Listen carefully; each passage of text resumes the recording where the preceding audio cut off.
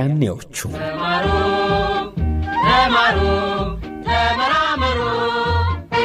ውድ ተማሪዎች መማር የሚያደክም ቢመስልም ሕይወታችን ግን ይለውጣል። መማር ዕድሜ ልክ የሚያሳድግ ጉዞ ነው። ለዓላማችሁ መሻሻል መማራችሁ የተስፋችሁ ብርሃን። ይህ የእርሶ መምህር መልእክት ነው። ታሪክ ስሩ፣ ታሪክ አኑሩ፣ የእድገት የብልጽግና ድራፍ ስሩ። የያኔዎቹ መምህሮቻችን ዋጋቸው ምን ያህል ነው? በሸገር ኤፍኤም 102.1 ዘውትር ማክሰኞ ከምሽቱ 3 ሰዓት እስከ 5 ሰዓት የሚቀርብ በያኔዎቹ መምህሮቻችን ላይ ትኩረት የሚያደርግ ዝግጅት የያኔዎቹ።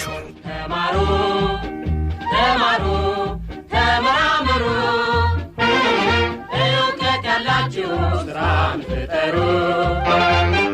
ታሪክ ስሩ፣ ታሪክ አኑሩ፣ የእድገት የብልጽግና ድራፍ ስሩ። ልክ 12 ሰዓት ላይ ይደወላል። ከእንቅልፍ ትነሳለህ፣ ይደወላል። ልብስህን ትለውጣለህ፣ ይደወላል። ወደ ቁርስ ትሄዳለህ፣ ይደወላል። ለትምህርት ቤት ትሰለፋለህ፣ ይደወላል። ትምህርት ቤት ትሄዳለህ። ትምህርት ቤት 6ቱንም ፔሪድ በደውል ታስተናግዳለህ። ሲደወል ትወጣለህ፣ ወደ ብሎክ ትመለሳለህ። ይደወላል። ለምሳ ትሰለፋለህ። ተጫወት፣ ልብስ ቀይር፣ እርሻ ሂድ። እነዚህ ሁሉ ደውል ነው የሚያዛቸው። አንተ ግን ፍቅር አልያዘህም ነበር? አምባ እንዴት ነው ማይዝ? ከማን ለምን ከማን?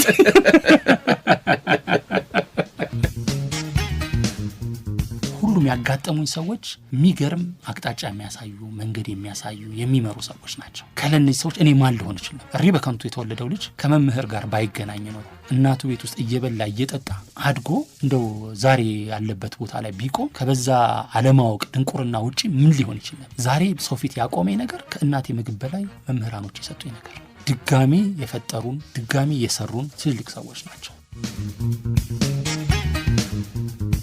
እናቱ ወይዘሮ መነንሸቴ፣ አባቱ ደግሞ አቶ ጌትነት ገበየው ይባላሉ። 4 ኪሎ ባሻ ወልዴ ሪበከንቱ አካባቢ ከሚገኝ አንድ ቄስ ትምህርት ቤት ፊደል ቆጠረም። በአመቱ ብርሃን ኢትዮጵያ የመጀመሪያ ደረጃ የሕዝብ ትምህርት ቤት 1ኛ ክፍልን ተማረ። በቀጣይ ዓመት እኩዮቹና የሰፈር ጓደኞቹ የሚማሩበት የዳግማዊ ምኒልክ ትምህርት ቤት ተላከ። 1ኛ ክፍልን በድጋሚ እንዲማር ተደረገ። በሴሚስተሩ አጋማሽ ግን ውጤቱ ከፍተኛ ስለነበረ ወደ 2ኛ ክፍል ደብል እንዲመታ ተደረገ። መጨረሻም 3ኛ ክፍልን ተቀላቀለም። በ1976 ዓ.ም በአፍሪካ ግዙፍ የሚባለውን የአብዮታዊ ኢትዮጵያ ጀግኖች ሕፃናት አምባን ተቀላቀለም። እስከ 8ኛ ክፍል ኦጋዴን 1ኛና መለስተኛ 2ኛ ደረጃ ትምህርት ቤት፣ ከ9ኛ ክፍል በኋላ ደግሞ መንግስቱ ኃይለማርያም 2ኛ ደረጃ ትምህርት ቤት ተምሯል። አዲስ አበባ ዩኒቨርሲቲ የቲያትራል ትምህርትን ክፍል ተቀላቅሎ የመጀመሪያ ዲግሪ አግኝቷል። 2ኛ ዲግሪውንም ከዚህ ዩኒቨርሲቲ በስነ ጽሑፍና ፎክሎር ተቀብሏል። አሁንም የ3ኛ ዲግሪውን እዚሁ አዲስ አበባ ዩኒቨርሲቲ ውስጥ በማጥናት ላይ ይገኛል። እሱ ስነ ጽሑፍን መጻፍ የጀመረው ገና የመጀመሪያ ደረጃ ትምህርት ቤት ተማሪ ሳለ እንደሆነ ይናገራል። በቤተ ክርስቲያን ውስጥ የተተወኑ የቲያትር ጽሑፎችንም ጽፏል። የግጥም መድብልና አጫጭር ልቦለዶችንም ለአንባቢያን አቅርበዋል። በቅርቡም የቀድሞውን የኢትዮጵያ ፕሬዝዳንት ኮሎኔል መንግስቱ ኃይለማርያምን የሕይወት ታሪክ የተዳሰሰበትን መጽሐፍ የቀድሞ ፕሬዝዳንት ከሚገኙበት ዙምባቤ ሐራሪ ድረስ ሄዶ አጠናክሮ ከትቦ ለንባብ አብቅቷል። በዛሬው በያኔዎቹ ፕሮግራማችን ያኔ ያስተማሩትን መምህራኖቹን ሊያመሰግን ያኔ አብረውት ያደጉ አብረውትም የተማሩ የቤት የክፍል የግቢ ጓደኛ ወንድም እህቶቹን የተማረባቸው ትምህርት ቤቶችንም ሊያስታውስ ከስቱዲዮአችን ተሰይሟል። በኢትዮጵያ ሳይንስ አካዳሚ የብላቴ ጌታሩ ወልደስላሴ ስነ ጥበብ ማዕከል ዳይሬክተር ደራሲ ይታገሱ ጌትነት። ሰላም ጤና ይስጥልኝ። እንደምን ሰንብታችኋል? የተወደዳችሁና የተከበራችሁ አድማጮቻችን ያኔ ያስተማሩን መምህራኖቻችንን በመናመሰግንበት የያኔዎቹ ፕሮግራማችን በዛሬው ዝግጅታችን ደራሲ ይታገሱ ጌትነት ያኔ ያስተማሩትን መምህራኖችን የሚያመሰግንበትን ቆይታ ነው የምናቀርበው። አብራችሁ እንድትሆኑ በአክብሮት ጋብዛለሁ። የፕሮግራሙ አዘጋጅና አቅራቢ ግርማ ፍስሐ ነኝ። አገር ቤትም ባህር ማዶ ሆናችሁ ይህንን ፕሮግራም የምታዳምጡ ሁሉ በያላችሁበት ሻሎም። ደራሲ ይታገሱ ጌትነት እንኳን ወደ ያኔዎቹ ፕሮግራማችን መጣ። እንኳን ደህና ቆየህ ግርምሽ። የትምህርት ቤት የሚጀምረው ከአካባቢ ነው እና ይታገሱ የተወለደ የታደገ የሚለው መነሻ ጥያቄ ባደርግስ ደስ ይለኛል። የተወለድኩት ኤግዛክትሊ እናትና አባቴ የኖሩበት የነበረው 4 ኪሎ አካባቢ ባሻ ወልዴ ችሎት ሪበከንቱ የሚባለው አጥቢያ ላይ ነው የተወለደ ማን ነው ይኖሩ የነበሩት። እኔ በአጋጣሚ ሆኖ የእናቴ እርጉዝ በነበረችበት ጊዜ የመጨረሻዎቹን ቀናት ወሎ ሰፈር ነበርኩኝ የነበርኩት፣ ወይ ደግሞ እናቴ የነበረችው ወሎ ሰፈር ነበርኩኝ። ዘመድ ጋር ጉግሳ ይባላል እሱ ቤት ነበረች የነበረችው እና የምጥ ጊዜ ሲፋፋም አሁን ጦር ኃይሎች የሚባል ሆስፒታል ነው የተሄደው። የተወለድኩትም ጦር ኃይሎች ነው። ከዛ በኋላ ግን ከታረሰች በኋላ የኖርኩትም ያደግኩትም እሪ በከንቱ። ከምጥ እስከ ውልደት የከተማዋን ዋና ዋና መንገዶች ዳሰስ አድርጋቸዋል። በደንብ ዋና ዋና መንገድ። ትምህርት እስከየት እንዴት ተጀመረ? የቄስ ትምህርት ቤት እዛ በዘመኑ የቄስ ትምህርት ቤቶች በየመንደር ውስጥ ይኖሩ ነበር ከሰፈር ጀምሬ። በኋላ ላይ ግን ጓደኞች በብዛት ይማሩበት የነበረው አሁን የፕሬስ ድርጅት ወይም ብርሃንና ሰላም ፊት ለፊት ያለው ፕሬስ ድርጅት አለ። ከፕሬስ ድርጅቱ ጀርባ በኩል የነበሩ መንደሮች ነበሩ። ብርሃንና ሰላም ፊት ለፊት፣ ከዛ ፕሬስ አለ አይደል? ፕሬስ እንደና ደግሞ ጀርባው ደግሞ ቀጭን ምትሄድ መንገድ አለች። እዛች ጋር ልክ አሁን ቀበሌው የተሰራበት አካባቢ ጋር አንድ የኔታ የሚባሉ በእኛ ጊዜ የኔታ ነው የምንላቸው አባታችን፣ ስማቸው ማን እንደሆነ አሁን አላስታውስም። ልክ በየሱቁ የምናገኛቸውን እናቶች ወይም ሴቶችን ሁሉንም ሙሽሪት እንደምንለው ማለት ነው። እንደዛ እንደሚባለው ማለት ነው። ኦሞ ሁሉ ኦሞ አይደለም። የኔታ ጋር እንማር ነበርና የኔታ ውሃ ያስቀዳሉ። ቦኖ ውሃ በራቸው ላይ ቦኖ ውሃ አለ። ቦኖ ውሃውንም ይቆጣጠራሉ።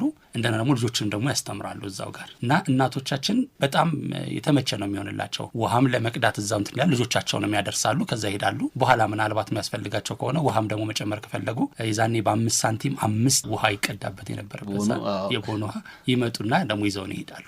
ወይም ደግሞ መካከል ላይ ከራበንም ደግሞ ይዘውን ይሄዳሉ ማለት ነው። እና እሳቸው ጋር ነው ፊደል የቆጠርኩት። እዛ አካባቢ ነበር።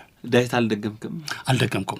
ፊደል ብቻ ነበር። ፊደል ነው የዛኔ ትዝ ይልህ እንደሆነ የተስፋ ገብረስላሴ ሀሁ መቁጠሪያ ፊደል ገበታ አለ። እሱን ይዘት ሄዳለ መልእክተ ዮሐንስ ድረስ ታነባለ። ከዛ በኋላ ማንበብ መጻፍ ችላል ከተባለ በተለይም ማንበብ ችሏል ከተባለ የዛኔ ተጀምሮ የነበረ አሁን ስገምት የሆነ ሙቭመንት የመንግስት ትምህርት ቤት የሚባለው አይነት አስተሳሰብ ተጀምሮ ነበረ እና የሚመለምለው ቀበሌ ነው። ቀበሌ ይመለምልና እድሜያቸው ለ7 ዓመት የደረሱ የሰፈር ልጆች አስመዝግቡ ይባላል። ትመዘገባለ። 7 ዓመት የሞላቸው እጣ ይወጣላቸው አካባቢ ላይ በሚገኙ ሌሎች ትምህርት ቤቶች ውስጥ ይበተናል። ሚኒሊክ አለ፣ ዳግማዊ ሚኒሊክ አለ፣ ቀዳማዊ ሚኒሊክም አለ፣ በአታ ወደታች ወረዳ አለ፣ ከነ አጼና አውዳሉ ምናምን ብቻ 4 ኪሎና በዙሪያው ያሉ ሌሎች ትምህርት ቤቶች አሉ። ወደ እነሱ ትከፋፈላለ ማለት ነው። የኔታን ስማር እድሜ ደርሶ ግን አልነበረም ማስታወሰው። ከእድሜ በታች ሆኜ ግን ሰፈር ውስጥ ብቻዬን እንዳሉል ነበር ምላክ የነበረው እና ጓደኞቼ ሁሉ ወደ ሚኒሊክ ትምህርት ቤት እጣ ደርሷቸው በቀበሌ ሲገቡ ብቻዬን ሰፈር ውስጥ ነው የመዋልጅ እና በጣም በቃ ትምህርት ቤት አለመሄዴ ያነጫነጨኝ ጀመረ። ብቸኛ ሆንኩኝ ሰፈር ውስጥ። ከዛ እናቴ ማስታወሰው 1 ብር ይከፈልበት ነበረ ብርሃን ኢትዮጵያ የሚባል ትምህርት ቤት አሁን ፈርሷል። እዚህ 7 ደረጃ ጋር ዝቅ ብለ በመብራቱ ቅድስተ ማርያም ስትመጣ ባለው መብራትና በ7 ደረጃ መካከል ላይ የነበረ ብርሃን ኢትዮጵያ የሚባል ትምህርት ቤት አለ። አሁን የለም። እዛ ትምህርት ቤት ውስጥ ለመጀመሪያ ጊዜ እንግዲህ መደበኛ ትምህርት ቤት ሀብዬ በ6 ዓመቴ ነው የጀመርኩት። እዛ ውስጥ የገባሁት ነበር። እድሜ ደርሶ ሳይሆን ስለሚከፈልበት ስለሚቀበሉ 1 ብር ይከፈላል። ገብቼ እዛ መማር ጀመርኩ። ማንበብ ትችል ነበር? ኦልሞስት የኔታ በደንብ አስተምሮኝ። እንዴ አግኝታችሁ ታውቃለህ? ተለቅ ካልቀ በኋላ በፍጹም ማለት እኔ በአጋጣሚ ሆኖ በኋላ ላይ በታሪክ ውስጥ እንመጣለን። ከዚህ ተፈናጥሬ ሌላ ቦታ ይኖርኩ ስለነበርኩኝ የኔታን የማግኘት እድል የለኝም። ግን አንዳንዴ አልፎ ስመጣ ከዛ ከነበርኩበት ትምህርት ቤት ስመጣ በዛ በኩል ሳልፍ በቃ እንደ ራሴ ቤት የሚያጓጓኝ አሁንም ራሱ በዛ በኩል ሳልፍ ለማንም ሰው እዚህ ጋር የኔታ ትምህርት ቤት ነበር እዚህ ነው የቆጠርኩት ከማለት የኔታ እናመስግናቸው ይገባቸዋል። የመጀመሪያውን ፊደልን ሀ ለረዱኝ የኔታ ምስጋና ይድረሰው ላለው በህይወትም ኖሩ ወይም በአጸደ ነፍስም ኖሩ ምስጋናውን ይሰዱ ላለው። ብርሃን ኢትዮጵያ አንደኛ ክፍል እስከ ስንት ተማርክ? ብርሃን ኢትዮጵያ አንደኛም ክፍል ብቻ። ምንድን ይላል ታዲያ አንደኛ ክፍል? ብርሃን ኢትዮጵያ በጣም የሚገርም አይነት ትምህርት ቤት ነበር ለኔ። ምክንያቱም ከኋላው የሪ በከንቱ ወንዝ አቋርጦት ይሄዳል። ቤቱ አሰራሩ ከፊት በኩል የቪላ ቅርጽ ይዝና ከፍ ብሎ ይታያል። ቪላ ይመስል ከኋላ ደግሞ ደርብ ቤት ነው ማለት ፎቅ ምድርና እንትን የነበረው ቤት ነው እና ከማይረሳ እንግዲህ የልጅነት ጭንቅላት የያዘው ለምን እንደሆነ አላውቅም። ፓስቲት እዚህ ይለኛል እዛ ቤት ውስጥ እና ምግብ ለመብላት ሳንቃ ቤት ታች አንደርግራውንድ ውስጥ ወርደን በሳንቃ ቤት ውስጥ እንበላ ነበረ። ይዘይ ቋጥረህ የመጣው ምግብ ሲጠፋ ደግሞ እዛቸው አካባቢ የሚገኝ ፓስቲዎችን ምኖችን ደግሞ ወስደን እንበላ ነበርና የዛ አይነት ስሜት ይሰማኛል። ሁለተኛ የመማሪያ ክፍሎቹ ለወንዙ የተጠጉ ነበሩ እና አንዳንዴ ምናልባት እንግዲህ የወንዙ ኃይል በሚኖርበት ሰዓት ድምፁ ኦልሬዲ ክፍል ውስጥ ይገባ ነበር፣ የእንትኑ ድምፅ የወንዙ ድምፅ እና እነዚህ እንትኖች አሉኝ የዛ ዘመን። ብርሃን ኢትዮጵያ አብረው የተማሩ የክፍል ጓደኞችን ታስታውሳቸዋል? በፍጹም አላስታውስም። እሺ ከዛስ ከአንደኛ ክፍል በኋላ እንግዲህ ቅድም ስነግርህ የመንግስት ትምህርት ቤት ውስጥ በነፃ ለመማር ቀበሌ ነው የሚመድበው። ስለዚህ እኔ እየከፈልኩ ነው ብርሃን ኢትዮጵያ መማረው። እድሜ ደግሞ አልደረሰም 6 ነው። ምክንያቱም ያልገባሁበት የመንግስት ትምህርት ቤት ያልገባሁበት ሁኔታ እድሜ ስላልደረሰ ነው። ስለዚህ ቀበሌ ላይ ተመዘገበና ክረምት ላይ እድሜያቸው የደረሰ ሲመለመል የኔም ስም ወጣ ማለት ነው። ስለዚህ የደረሰኝ የት ነው? የዳግማዊ ምኒልክ ትምህርት ቤት ሆነ ማለት ነው። እና ዳግማዊ ምኒልክ ትምህርት ቤት ጓደኞቼ ሁሉ የገቡበት የነበረ ትምህርት ቤት ነው እና ምን ያህል ደስታ እንደሚሆን ገምት። አንደኛ ክፍል ገባ ወይስ 2? ምክንያቱም 7 እድሜ ከሆነ አንደኛ ክፍል መግባት ነው ግዴታ። አንደኛ ከፊትም ተማርክ።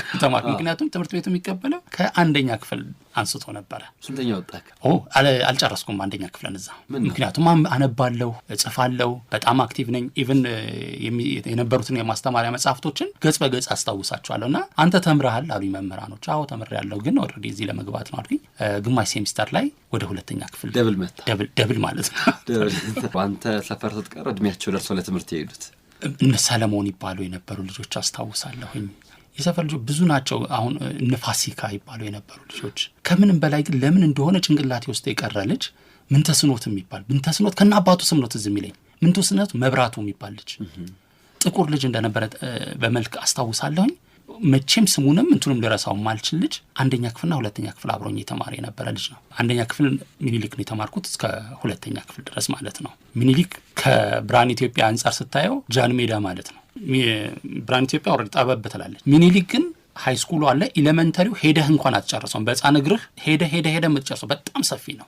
የዛኔ የማስታውሰው በገና ስትገባ ሚኒሊክ የመጀመሪያ ደረጃ ትምህርት ቤትን አሁን የፈተናዎች ድርጅት የሚባለው ባለበት በህንጻው ጀርባ በኩል አዲስ የተሰሩ መደዳ ክፍሎች ነበሩ። አንደኛ ክፍል እዛ ነበር ያስገቡን። አዲስ ናቸው እንትኖቹ። መስኮቶቹ እንደዚህ ወደታች ስትስባቸው የሚከፈቱ እያንዳንዳቸው የሚከፈቱ አይነት ወደ ላይ የተደረደሩ በመሳቢያ የሚሳቡ ነበርና እሱ ለኛ ኤክሳይትመንት ቤታችንም የለም፣ ቀድሞ የተማርኩበት ትምህርት ቤት ውስጥም የለም። መስታወቱ ይገርመኝ ነበር። በአንድ መሳብ ከላይ እስከ ላይ ድረስ የተደረደሩት 20 መስኮቶች መከፈታቸው ይገርመኝ ነበር የዛኔ በልጅነት አምሮ። 2ኛ ክፍል ስናልፍ አሁን ከነበረው ከአዲሱ ክፍል ተቀየርንና ወደ ባቡር ክፍል ወደሚባለው ሄድን። ያ ባቡር ክፍል ደግሞ እንጨት በእንጨት የተሰራ ነው። ወለሉ እንጨት ነው፣ ግድግዳው እንጨት ነው። ጣራውን እንጃ ከላይ ምን አልበሰውት እንደሆነ አላውቅም፣ ግን እንጨት ነው ይታያል። እሱ አሁን አርት ስኩል ወዳለበት አቅጣጫ የነበረ ነው። እንጃ አሁን ይፍረስ ይኑር አላውቅም።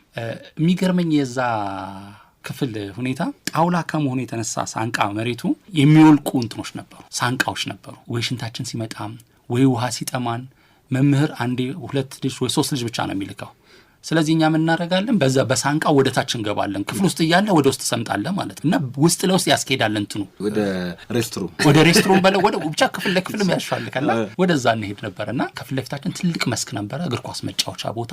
በጣም የሚያጓጓ አይነት ፎርፉ ነበር ማለት ነው። መፎረፍ አይደለም። አስተማሪ ያለ አትሄዱ ተሾልካለ። በጣም ድሩዬ ልጆች ምናምን በደንብ እንትን ያሉማ በደንብ ይሄዳሉ። ደረስ ብለው ይመጣሉ።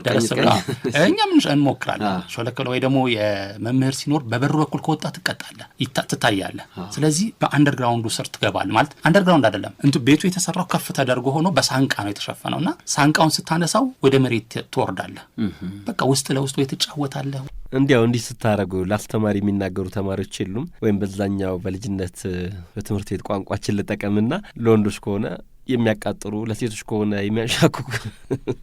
የሚያንሻኩኩ ተማሪዎች አልነበሩ?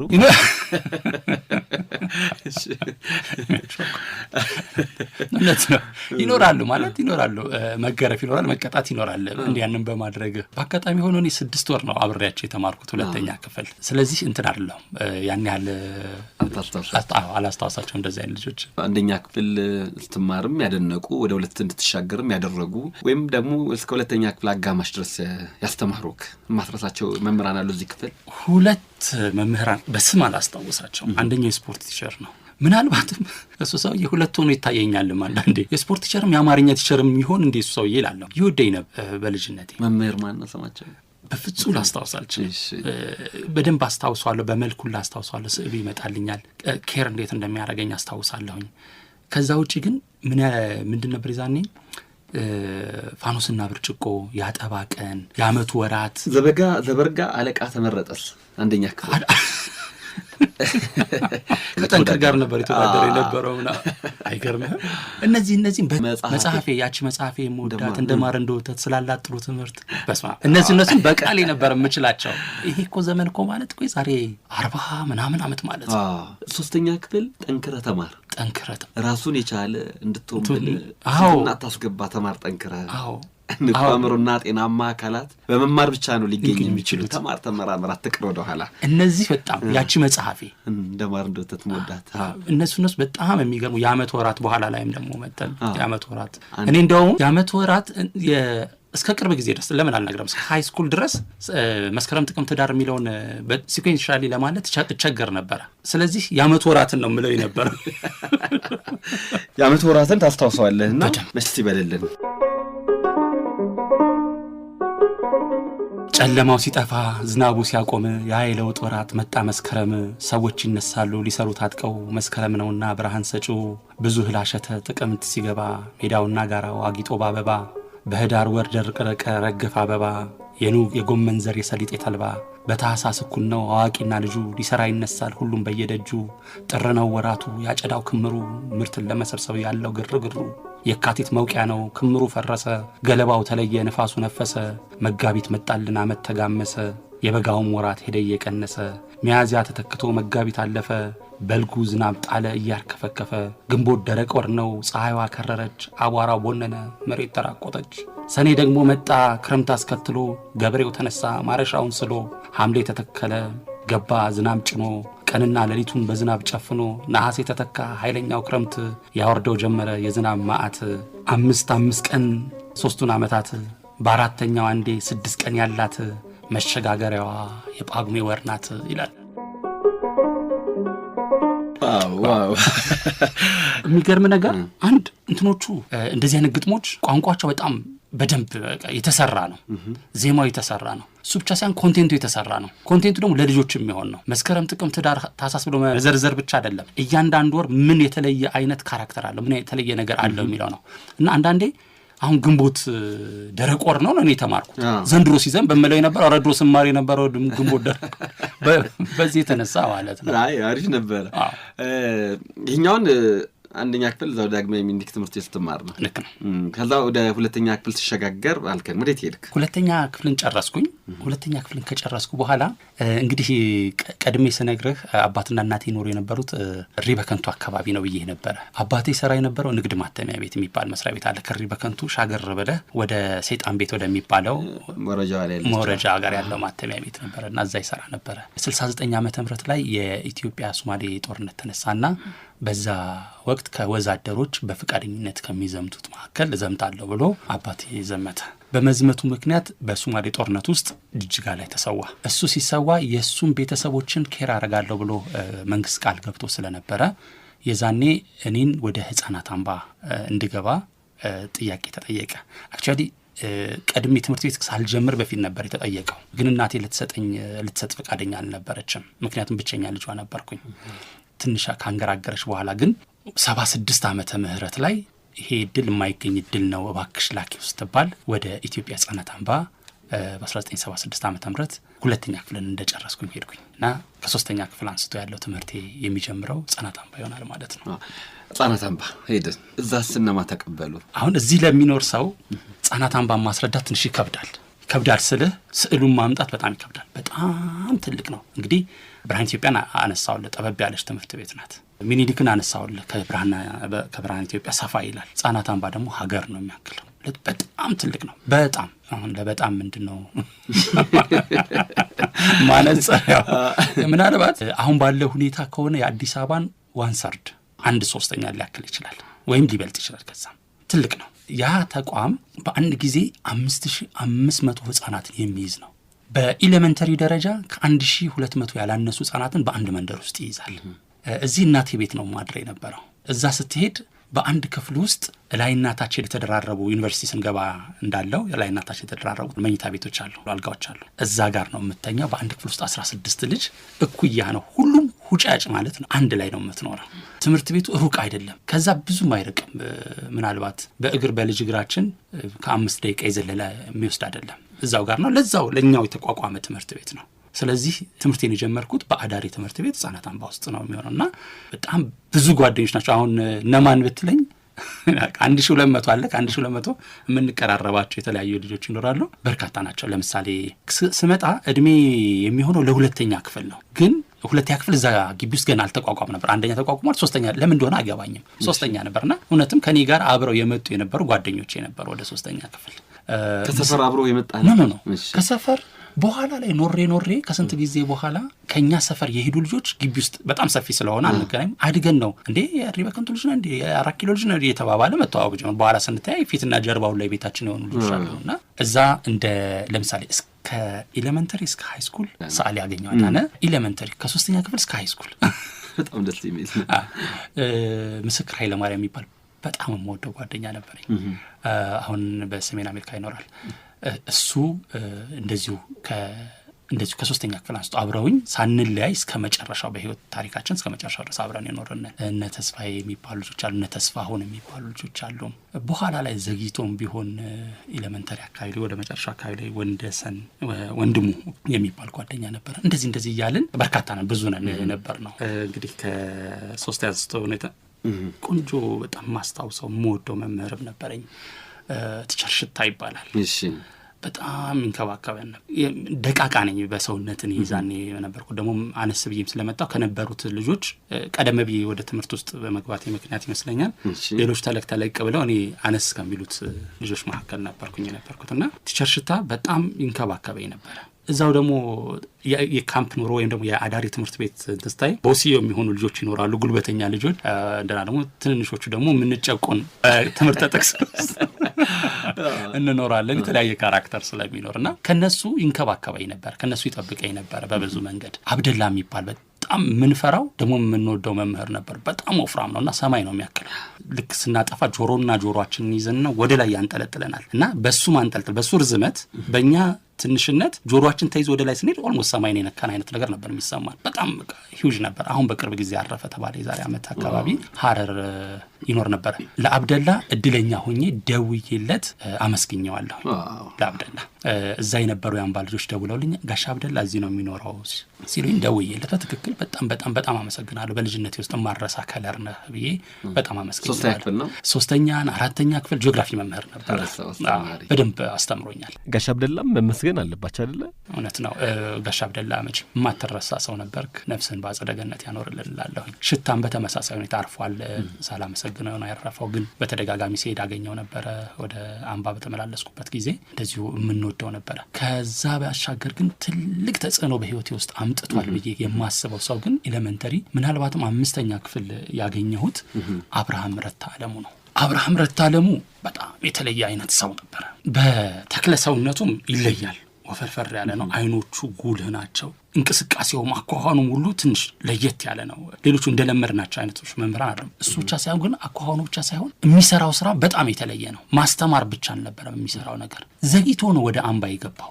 ሌሎቹ መምህራን ከኛ ቀድሞ የገቡ ናቸው ያጋጠሙ። እሱ ግን በኋላ ነው የተቀጠረው። እዛ የነበረው ትምህርት ቤት እናንተ ከገባችሁ በኋላ የተቋቋመ ነው ወይስ እኩል ነው? አብሮ ነው። አንድ መንደር ተሰራ ሲባል እኩል ነው የሚሰራው። ቦታው ባዶ የነበረ በአላባና አሩሲ በሚባሉ ጎሳዎች መካከል ግጭት ስለነበረ እነሱን ግጭታቸውን በማራራቅ መካከላቸው ላይ ተቋቋመ። ሄቨን ላይክ በቃ ገነት የመሰለ ቦታ ነው። ቦታው ለበግጦች ነው የሚጣሉት። እዛ ቦታ ላይ ነው ትምህርት ቤት የተቋቋመው። አዲስ ነው። ምንም የነበረ ትምህርት ቤት አይደለም። ተቋሙ አዲስ ነው ሁሉ ነገሩ ማለት ነው። እና ትምህርት ቤቱም አብሮ ነው ከማደሪያ ቤቱ ጋር ሴቶችም ነበሩ። ሴቶች ለብቻ አሉ።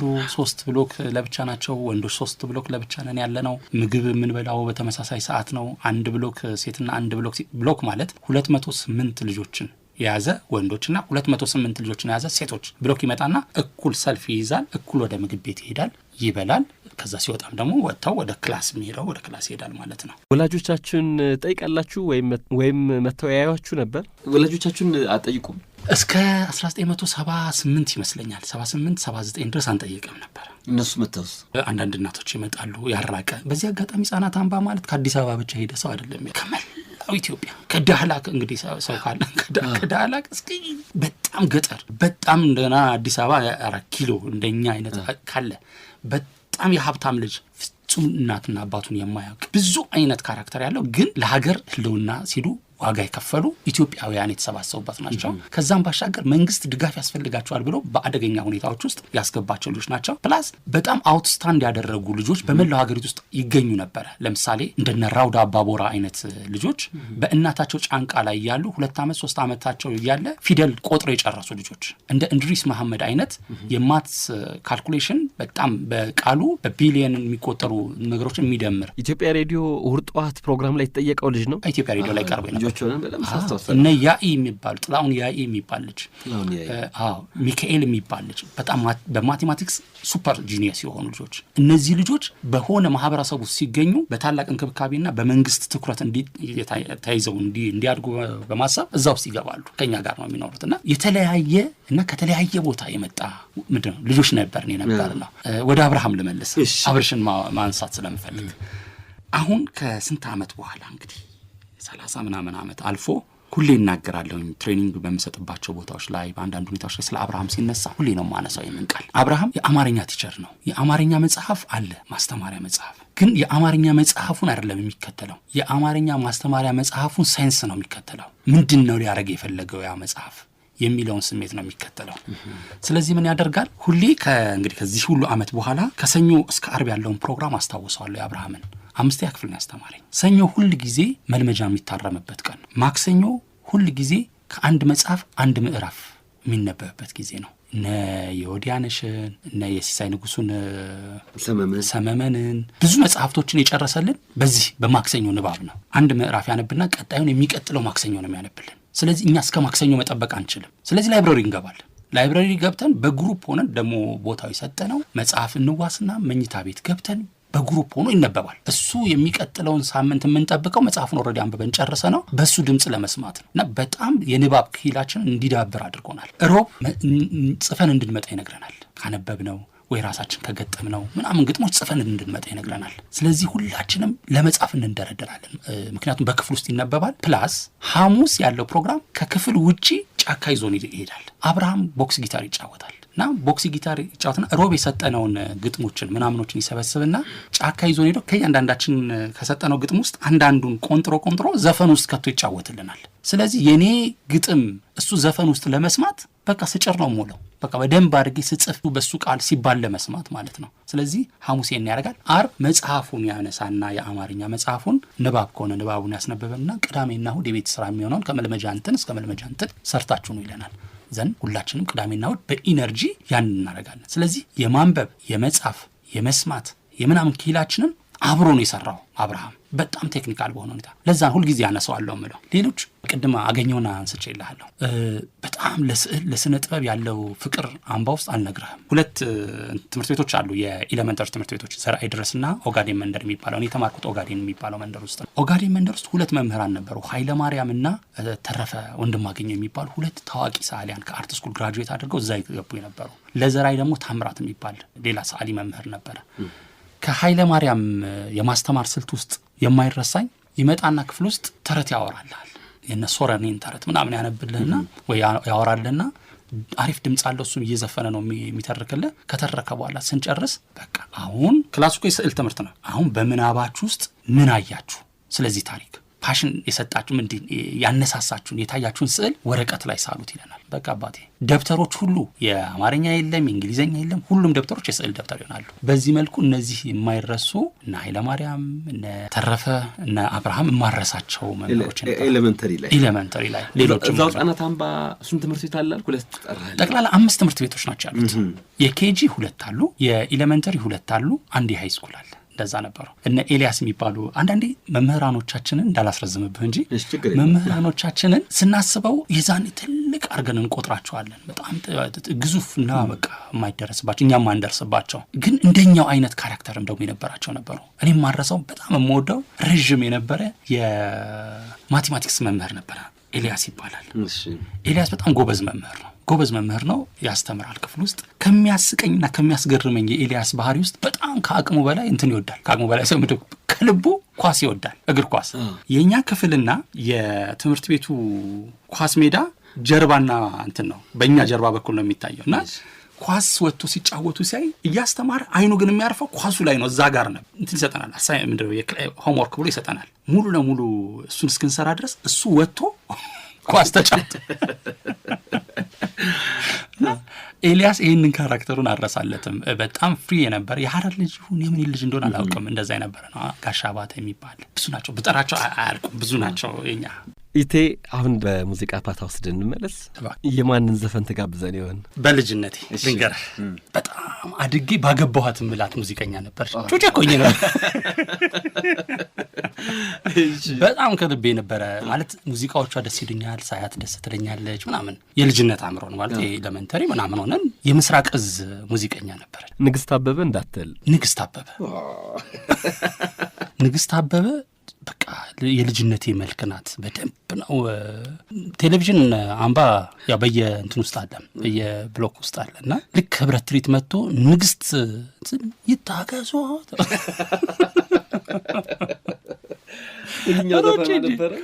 ናዙማዬ ከነ ድምጿ ከነ ኢምባዮላ ነው የሚመጣው። እውነቱን ለመናገር ሪሊ ማለት ከህልፈቷ ጋር ምናምን በተያያዘ አይደለም። በጣም ኢሞሽናል አሁናለሁ በእሷ ጉዳይ ላይ ነው። በጣም ደስ የምትል ዘፋኝ ናዙማዬ።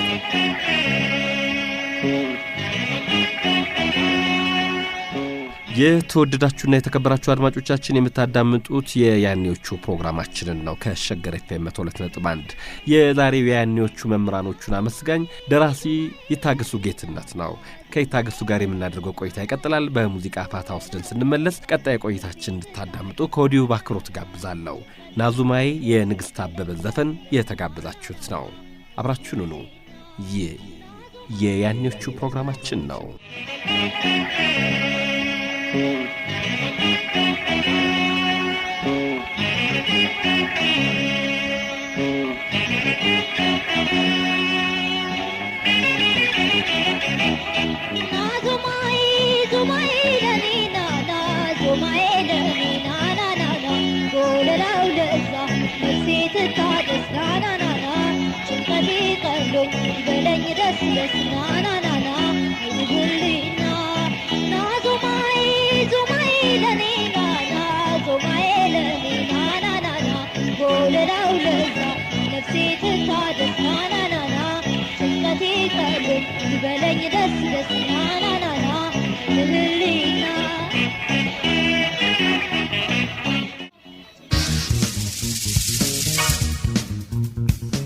የተወደዳችሁና የተከበራችሁ አድማጮቻችን የያኔዎቹን ነው እያዳመጣችሁ የምትገኙት ከሸገር ኤፍኤም 102.1። ይታገሱ ከዘፈን ግብዣክ በኋላ ተገናኝተናል። ቆይታችን አሁንም ይቀጥላል። የአብዮታዊ ኢትዮጵያ ጀግኖች ሕፃናት አምባ ሕፃናት የኔን የልጅነት ጊዜ በደንብ ያስታውሱኛል። በተለይ ቅዳሜ የነበረው የልጆች ክፍለ ጊዜ የልጆች ፕሮግራም ላይ መዝሙሮቻቸውን ስንሰማ ነው ያደግነውና እንዲያው ዛ አምባ ውስጥ ያሉ ልጆች ታሪካቸውን ሲናገሩ በተለያየ አጋጣሚ ደስ ይለኛል። ዛሬ አንተን ካገኘው ያቀር አንድ ጥያቄ ላንሳ።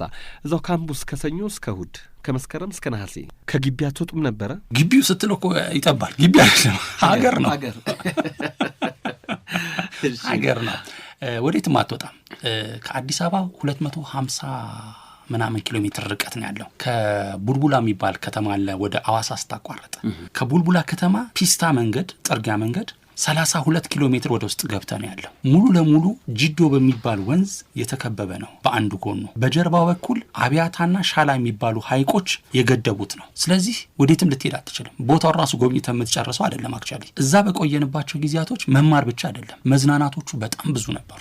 ቢያንስ በወር አንዴ በአጭር ጊዜ ውስጥ የተለያዩ ባንዶች ይመጣሉ። እነ አረጋኸኝ ወራሽን በደንብ የለመድናቸው፣ እነ ጥላሁን ገሰሰን በደንብ አድርገን ያጣጣምናቸው፣ እነ ሂሩት በቀለን በደንብ አድርገን ያየንበት፣ እነ ታማኝን በደንብ አድርገን ኦብዘርቭ ያደረግንበት ያ ግቢ ነው። ምክንያቱም በየጊዜው ነው የሚመጡት፣ በየወሩ በየምናምኑ። ሀገር ውስጥ ሲያልቅ ከውጭ ሀገር ከቻይና ከሩሲያ ከምናምን አስማት ምናምን ያሉ ይመጣሉ። ከኮሪያ አስማት የተባለ ይመጣሉ። ስለዚህ እነሱን እናያለን። በየተወሰነ ጊዜው ደግሞ ከአዲስ አበባ ፊልም ኮርፖሬሽን ፊልም ተጭኖ ይመጣል። ፊልሞች ይታያሉ። የትም ያልታዩ ፊልሞች እዛ መጥተው የዛኔ 16 ሚሊ ሜትር ፊልም ማለት ነው ተጠቅላዩ ፊልም። አሁን ላሉት ቲክቶከርስ አይሆንም። እሱ አይነት ፊልም ይመጣል ግድግዳ ላይ ነው የሚታየው እና ያ ሁሉ ሁጫጭ መሬት ላይ ይቀመጥና ስክሪን ላይ እሱን እናያለን። አንዳንዶቹ የተለያዩ ቋንቋዎች ይኖራሉ። አንዳንዴ ከዚህ ከሶሻሊስት ሀገርም ስለሚመጣ ከቡልጋሪያ፣ ከራሽያ፣ ከኩባ ከምናምን ስለሚመጣ ትርጉም የሚተረጉሙ ሰዎች ነበሩ፣ ይተረጉሙልናል። እንግሊዝኛም በሚሆኑበት ሳለ አንዳንዴ ህጻናቶች ስለሆኑ ያን ያህል በጣም አቅልጥፈን ላናቅ እንችላለንና ትርጉም የሚተረጉሙ ፊልሙን የሚያሳዩን ልጆች አሉ። የተቀጠሩ ሰራተኞች ነበር። በደንብ አድርገን አጣጥመን ሲኒማውንም መዝናኛውንም ይኖራል። እሱ ጨምሮ ደግሞ የራሳችን የእግር ኳስ ውድድሮች አሉ። የብሎክ ውስጥ ውድድሮች አሉ። ብሎክ ማለት በ208ቱ መካከል ያለ ውድድሮች አሉ። ውድድሮቹ ብዙ አይነት ሊሆኑ ይችላሉ። የሙዚቃ ሊሆን ይችላል፣ የሰርከስ ሊሆን ይችላል፣ የአልጋ ማንጠፍ ሊሆን ይችላል፣ የጽዳት ሊሆን ይችላል። ፋን ነው። በየጊዜው ቢዚ ነው የሚያደርጉ እና ይሄን እናደርጋለን። በአመቱ ደግሞ መስከረም ሲመጣ ደግሞ ሰልፍ ትረግጣለ። ግቢው ሰልፍ ትዘጋጅና እዛ ከተለማመድኩ በኋላ ዝማሬ ከተለማመድኩ በኋላ እና ለምጻይ ወዳጆ መጥተው አሰልጥነው ገርተው አስተካክለው ከብሔራዊ ቲያትር ብዙ ባለሙያዎች ይመጡና አርመው አርቀው አዘጋጅተው ወደ አዲስ አበባ ይዘው ይመጣሉ። አቤት የዛን ቀን የነበረው ደስታ የሚሆነው ደስታ። ምክንያቱም የዛን አይናፋር የሚባል ባስ ነበር። ታስታውሳለህ? አይናፋር ባስ ተዋከ ተበድላል። አይናፋር የሚባል እና የወሎ ፈረስ አይናፋር የሚባሉ ባሶች ነበሩ ይዛኔ ነበሩ። አሁን የአንበሳ ባስን አይነት ይዙና አንበሳ ባስን ይመስላሉ፣ ግን የራሳቸውን ሰፋ ይላሉ። በእነሱ ባሶች ከአምባ አንስቶ እስከ አዲስ አበባ ከወደ ኋላ እንግዲህ 30 ምናምን ባስ በሰልፍ ሲመጣ አስበው በልጅ አእምሮ እና ከተሞቹን እያቆራረጥን ከፊት ልክ አዲስ አበባ ጋር ደግሞ ስንደርስ ደግሞ ሞተር ሳይክል ግራና ቀኝ አጅቦ ነው ይዞን የሚገባው። ይህንን ማየት ለልጅ አእምሮ ምን ሊሆን እንደሚችል ገምት። በጣም ለኛ ደስታ ነበረ። ይዘውን ይመጣሉ። እዚህ አዲስ አበባ ዩኒቨርሲቲ ያለበት ድሮ ፖለቲካ ግቢ የሚባለው ግቢ ውስጥ ያስቀምጡናል። እዛም ሆነን ከሽሮ ሜዳ እስከ 6 ኪሎ ያለው መንገድ ይዘጋና ጠዋት ደግሞ እንለማመዳለን። ቀኑ እስኪደርስ መስከረም 2 ሲባል የመስከረም 2 ቀን ህዝብ ባለበት ሰልፋችንን እናደርጋለን እና በጣም ለኛ የዛኔ በጣም ኤክሳይትመንት ታይም ነው። በደንብ አድርገን የትኞቹ መዝሙሮች እናስታውሳለን? የአምባ መዝሙሮች ብዙ ናቸው። በስብስብ ደረጃ ከ200 ምናምን በላይ አሉ። ፀሐይ ደመቀች እንደው አሁን ሰው ሁሉ የኛ ነው ለማለት ሁሉ በጣም ሲከብደን ድረስ ያስቦል። ፀሐይ ደመቀች በጣም የሚታወቅ ነው። ወርግቢቱ ጂ በጣም የሚታወቅ ነው። ግፋት ሀገል በጣም የሚታወቅ ነው። ተንከባከቡን በጣም የሚታወቁ ናቸው። ተንከባከቡ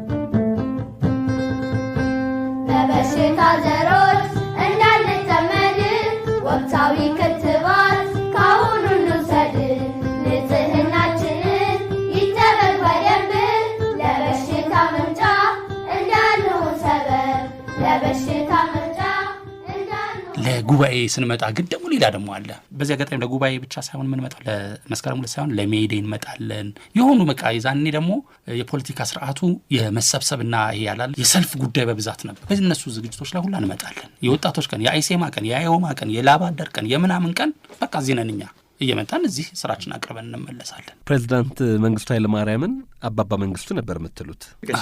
አባባ መንግስቱ ይባላሉ። ይመጡና ይጠይቋችሁ ነው? በደንብ ይመጣሉ። አንዳንዴ በዚህ ያለው ስትረስ በጣም ከፍተኛ በሚሆንበት ሰዓት ላይ የተወሰነ ጊዜ የጥሞና ጊዜ በዛ ቦታ ይወስዳሉ። የእሳቸው ቤት ነበረ ከዘራአይ ድረስ የሚባለው ትምህርትና በ06 የሚባል 2 መንደሮች በእነሱ መካከል ላይ ፏፏቴ ያለ በጣም የሚገርም የሚመስጥ ፏፏቴ ያለ። እዛ ፏፏቴው ስር አንድ ጎጆ አለች። ትልቅ ጎጆ ስትባል ትልቅ ጎጆ አለ። እዛ ያ ጎጆ በጎጆ ቅርጽ የተሰራ ቤት ነው። የእሳቸው ማረፊያ ቦታ ነበርና ይጠበቃል።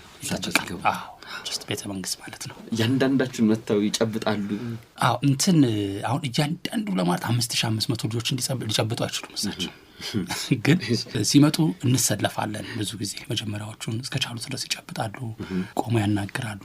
የተወሰኑትን ሰዎች እንደየሁኔታው እንደመጡበት ኮንዲሽን የተወሰኑት ልጆችን ወይም አቅርበው ሊያወሩ ይችላሉ። አቅፈው የተወሰኑ ቦታዎችን አብረው ሊጎበኙ ይችላሉ። መኝታ ቤት መጥተው ሊያዩ ይችላሉ። እነዚህ ሂደቶች ይኖራሉ። እድሎች ነበሩ ማለት በቅርበት ሆኖ የማውራት የማናገር። በልጅነት ቪዲዮ ነበረኝና እስካሁን ድረስ ግርሳት የሆነብኝ ቪዲዮ አለ።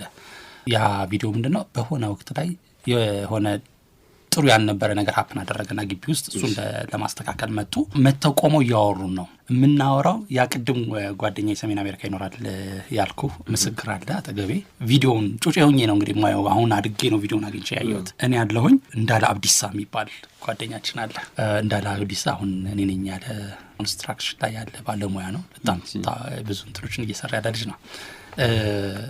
አንድ ላይ ሆነን ቆመን ያወሩናል። የሚያወሩት እንዳለ እንደነበር አስታውሳለሁ። ቪዲዮ ላይ ድምፁ አይሰማም። እኔ ግን አስታውሳለሁ ያንን ወሬ ለብዙ ሰዎች አውርቼው እንዲህ ነበር ያላቸው ላለው ግን ማንም ሶስታችንን የሰማነው። ግን ምን ነበር ያላቸው? ረበሽንና ለዛ ጉዳይ ለማስተካከል ነበር የመጡት።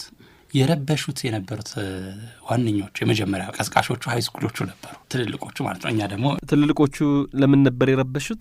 ምግብ ተበላሽቶ የዛን ወቅት ላይ አንድ አይነት ሙቭመንት ነው። በዚህ አዲስ አበባ ዩኒቨርሲቲ ውስጥም ተመሳሳይ ምግብ ተበላሸብን የሚል መናጥ ኖሮ ረብሻዎች ይነሱ ነበረ። እኛ ጋርም ተመሳሳይ ሁኔታ ተነሳና እሳቸው ሌሎች ሚኒስትሮችን ላኩ፣ ምናምን ላኩ። ክብርም ለማነጋገር ብቁ አልነበርንም እኛ፣ እየተሳደብን ምናምን የተመለስ ነው። ትክክለኛ ባልሆነ መንገድ ነበር የመለስ ነው። በኋላ ላይ እሳቸው ተነግሯቸው ጉዳዩ መጡ። እንደመጡ ሄሊኮፕተር ሲመጣ እናያለን፣ ተዘጋጁ ተባልን። ወዲያውኑ ልብሶቻችን ምናምን አዳዲስ ልብስ ምናምን ተሰጠን። ከአንድ ቀን በፊት አዲስ ልብስ ተሰጠን፣ ልበሱ ተብለን እሱን ወጣን። ያቺ ነገር አናዳናለች። ምክንያቱም ልብስ መሰጠት ካለበት ጊዜ ዘግይቶ ነው የተሰጠን። ምግቡ ተበላሽቶ አመጽ ተነስቷል ምናምን ነገር እና መጡና ስም ማን ነው? አንተ ማን ነው ስም? አንተ ማን ነው ስም? አንተስ ማን ነው ስም? አሉ። እንዳለማ እንዳለ አብዲሳማ አብዲሳ ጋር አሉት። ከዛ አይ አብዲሳ ምናምን ብሎ የራሱን አያት ስም ነገራቸውና ሳቁ። የልጅነት ነገር ስለወሳቸው እየቀለዱ ነበረ። ስንተኛ ክፍል ነህ አሉት። ነገራቸው። ስታድግ ምን መሆን ትፈልጋለህ? ሐኪም መሆን እፈልጋለሁ አላቸው። ተናደው ስለነበረ እዛ ላይ ሃይስኩሎቹ በበጠበጡት ብጥበጣ ተነግሯቸው የመጡት እሱን ተናደው ስለነበረ እንደነዛኛዎቹ ዱርዬ ከሆንክ ግን አይደለም ሐኪም ቀርቶ ነርስም አትሆንም አሉት። ሲል ጊዜ ካላጠናው አልሆነም አላቸው። እና ሌሎች ሚኒስትሮች አጠገባቸው ነበሩና ሳቁ። ልጅነቱን የገረማቸው ምናምን ሁሉም ካካካ ብለው ሳቁበት። ከዛ ጸጉሩን አሹት፣ እኛንም ሰላም አሉልና ሄዱ። እና እቺ ነበረች ዲያሎጋ የነበረች። መከሩን የተወሰነ ያክል በርቱ ምናምን ብለው መክረውን ሄዱ። ወደ መኝታ ክፍላችን ገቡ። ከእንዳለ ጋር ከዛ በኋላ ትገናኛላችሁ? አግኝቼዋለሁ። እንግዲህ ወደ ኋላ እንዳልስ ፈነጠረበት እንጂ አንድ ያቋቋምን የነበረ የህፃናት መርጃ ድርጅት አለ። እሱን በማገዝ ደረጃ ላይ እንዳለ አብሮን ካሉት እና ካገዙን ሰዎች አንዱ ነው። ቅድም እንዳልከኝ ግን እስካሁን ያልተለያየኸው ዛሬም ድረስ የምትገናኘው ግን አገኘው አዳነ ወንድም ቤተሰብ ወንድም ብቻ ሳይሆን አንዳንዴ ሳበሽቀው ያንተን ቁምጣ አድርጌ ነው እንደ ሱሪ ያደግኩት እለዋለሁ። የለም ብለህ ነው አለ የለም ብለህ ነው ወይ አልኩኝ። ምኑ ላይ አሁን አይሰማም? ይሰማል። ሁልጊዜ ስንበሻሸቅም ስንጫወትም ስንልም ያቺ ጊዜ ተነሳ። በዚህ አጋጣሚ ከኔ ባቾች ውስጥ አብሮኝ ከተማሩት ውስጥ በጣም ስማርት ከነበሩት ልጆች መካከል አገኘው አዳና አንዱ ነው። አገኘው ያኔ እኮ እኔ ከማውቃቸው ስማርት ነበር ካገኘው ብለህ ነግረኸው ታውቃለህ? አዎ ብዬዋለሁ እንዴ። ምክንያቱም ራምፓን እኮ ያነበበ ጀግና ነው እኮ የዛኔ ማለት 4ኛ ክፍል 5ኛ ክፍል ሆነን እኮ ዮጋ የሚሰራ ልጅ ነው። ይሄ ሰው ሽማግሌ ሆኖ ገብቶ እንጂ አሁን ኩርያችን ነው። በዚህ ለማብሸቅ ይላል መስመር ላይ ያለ ግን እውነት ሄሎ ሰምቻለሁ ያልከው ለመጎንተል ነው ከኋላ ሬዲዮ ነገር አለ። ኩር እያረግን ብዙ አይመችም። እንዴት እንደማወራቸው አላውቅም። ስለ ህጻናት አምባነሳን ከኤሌመንተሪ እስከ ሃይስኩል ደግሞ የህይወት ዘመን ጓደኛም ጭምር እንደሆናችሁ ነው አሁን እየሰማን ያለ ነውና እስቲ ትንሽ አውሩ ልል ነው። እኔ እንኳን ጓደኛ የሚለው ትንሽ መካሪያችን ታላቃችን ነው። በእውነት የሱ ጓደኛ በመሆኔ ክብር ይሰማኛል። እኔ እንግዲህ መጀመሪያ እኔ ስዕል እና ስነ ጽሁፍ ዓለም ውስጥ ያለው ሰው ስለሆንኩ ከእነሱ ነው የምጀምረው። እኔ እነ ቲቸር አለማየሁ ጸጋዬ፣ እነ ዳንኤል ታምሩ፣ እነ ተረፈ ወንድማገኝ ነፍሱ ሊማር፣ እነ ኃይለ ማርያም ፈለቀ እንዲህ በጣም ብዙ ናቸው። የታምራት ወልደ ጊዮርጊስ የስዕል መምህራን ናቸው። ፕሮፌሽናል መምህራን ናቸው። በጣም ሂሳብ አስተማሪ ወይም ስፖርት አስተማሪ አይደለም ስነ ጥበብ ያስተማረን፣ በጉዳዩ ላይ ክህነት ያለው ሰው ነው ያስተማረን እና በዚህ የተነሳ ስነ ጥበብ የማጣጣም ባህል፣ ስነ ጥበባዊ እውቀት፣ ግንዛቤ፣ ስነ ውበታዊ ንቃት የሚባለው ነገር ሁሉ ከልጅነት ስላገኘ ነው ተጠቅመናል እና በኋላም በዘርፉ ለመሳተፍ ድል ፈጥሮልናል እና በጣም አምባ ትልቁ እኔ ለእነዚህ ዘርፎች ጠንካራ መሰረት እንዲኖረን በማድረጉ ሁሌ እወደዋለሁ። በጣም ትልልቅ ሰዎች እየመጡ ያናግሩን ነበረ። አስታውሳለሁ ጳውሎስ ኞኞ መጥቶ ከኛ ጋር አብሮን ውሎ አብሮን አድሮ ልምዱን አካፍሎ፣ ዶክተር ላጲሶ በጊዜው ካሳሁን ተካ የሚባሉ ኳስ ተጫዋች ታስታውሳለህ? የብሔራዊ ቡድን የኢትዮጵያ ሕዝብ ያስታውሳቸው መንግስቱ ወርቁ መጥተው ክረምት ትሬኒንግ ኳስ ትሬኒንግ ይሰጡ ነበር፣ ያሰለጥኑ ነበር። ከያሬድ ሚውዚክ ስኩል ትልልቅ ሙዚቀኞች መጥተው ከኛ ጋር 2 ወር 3 ወር የሙዚቃ ትሬኒንግ ይሰጡ ነበር። እኔ ያስታውሳለሁ ክራርና ዋሽንት ተምሬያለሁ በአለማየሁ ፋንታ። አንተ ረስቼው ነበር። አይ ትልቅ ሰው መሆን ጥቅሙ ይሄ ነው። በደንብ አንተ አስታውሰዋል። እና በጣም በቃ እኔ አምባን ሳስብ ይሄንን እድል ሁልጊዜ ያስባለሁ እና ለልጆች ምን ያህል መሰረት እንደሚሆን በራሴ አይቼዋለሁ። ብለህ ይሄ የመጀመሪያው ኮሪደር ነው። ትልቅነት ምን እንደሆነ ትንሽ ሆነን ነው የምናውቀው። ሕፃናትም እንዴት ማደግ እንዳለባቸው በጣም የሚበቃ ልምድ አግኝተንበታል።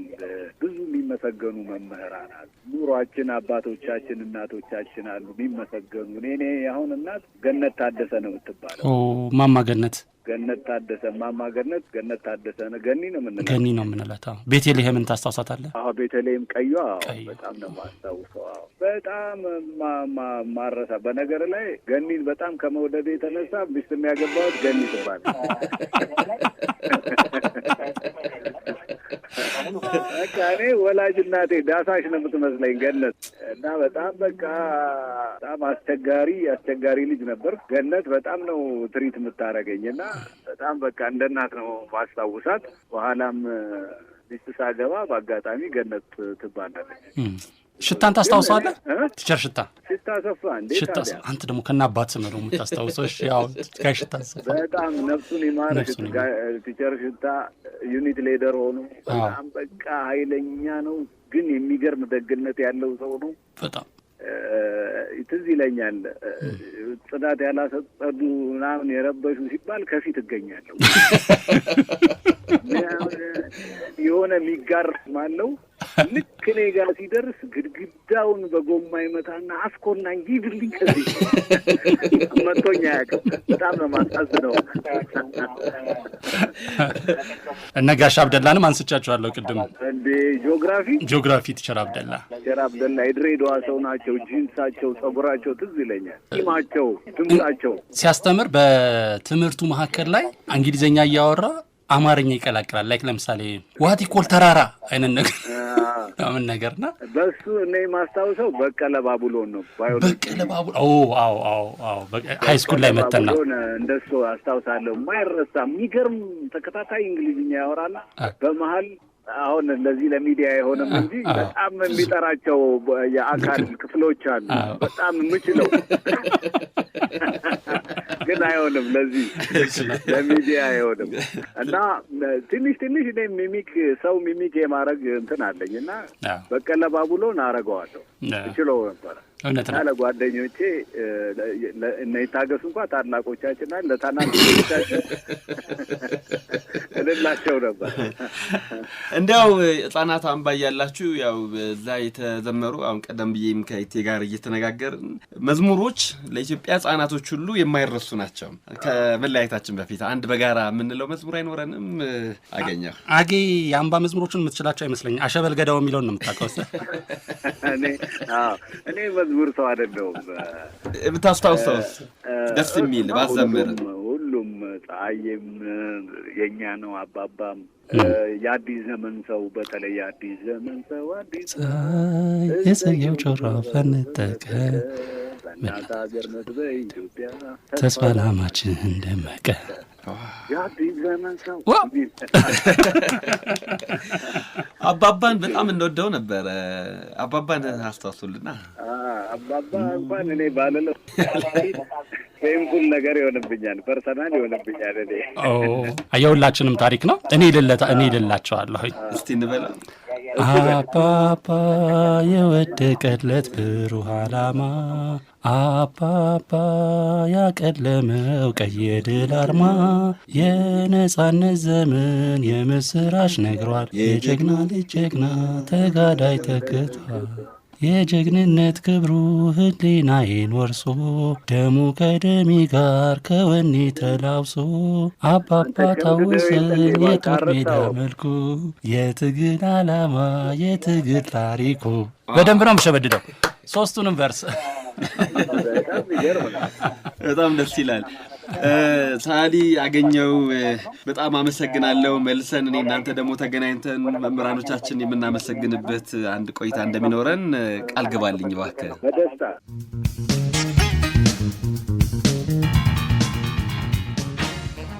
አድማጮቻችን እያዳመጣችሁ የምትገኙት ከሸገር ኤፍኤም 102.1 የያኔዎቹ መምህራኖቻችንን የምናመሰግንበት ያኔ የተማርንበት ትምህርት ቤትና የክፍል ጓደኞቻችንን የምናስታውስበት የያኔዎቹ ፕሮግራማችን ነው።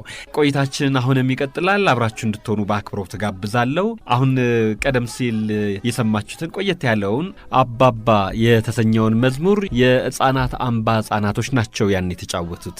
ያንን የቆየውን መዝሙር ማግኘት አልቻልኩኝም፣ ግን ከስር የምታዳምጡ ካደጉ በኋላ ሕፃናቶቹ በአዋቂነት ዘመናቸው የተጫወቱትን አባባ የወደቀለት ብሩህ ዓላማ፣ አባባ ያቀለመው ቀይ የድል አርማ፣ የነጻነት ዘመን የምስራች ነግሯል፣ የጀግና ልጅ ጀግና ተጋዳይ ተክቷል የሚለውን መዝሙር ሰምተን እንመለሳለን። ይህ የያኔዎቹ ፕሮግራም ነው።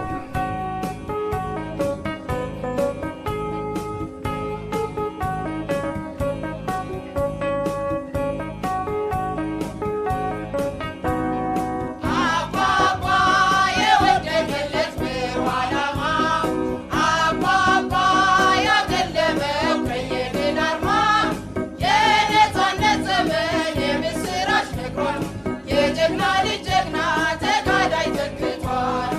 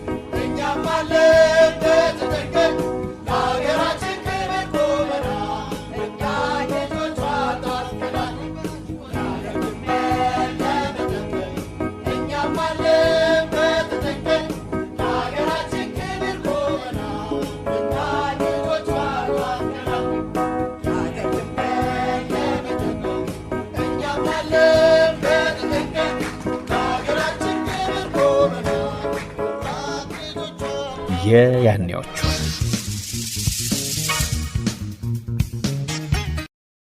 የተወደዳችሁና የተከበራችሁ አድማጮቻችን የያኔዎቹ ምዕራፍ 2 ጀምሯል። በዛሬው የያኔዎቹ ፕሮግራም ያን ያስተማሩትን መምህራኖቹን እያመሰገነ አብሮት የተማሩ የክፍልና የትምህርት ቤት ጓደኞቹን እንዲሁም የተማረባቸውን ትምህርት ቤቶች እያስታወሰ ያለው በኢትዮጵያ ሳይንስ አካዳሚ የብላቴ ጌታ ሩይ ወልደስላሴ ስነ ጥበብ ማዕከል ዳይሬክተር ደራሲ ታገሱ ጌትነት ነው። አሁንም አብራችሁ እንድትሆኑ በአክብሮት ጋብዛለሁ።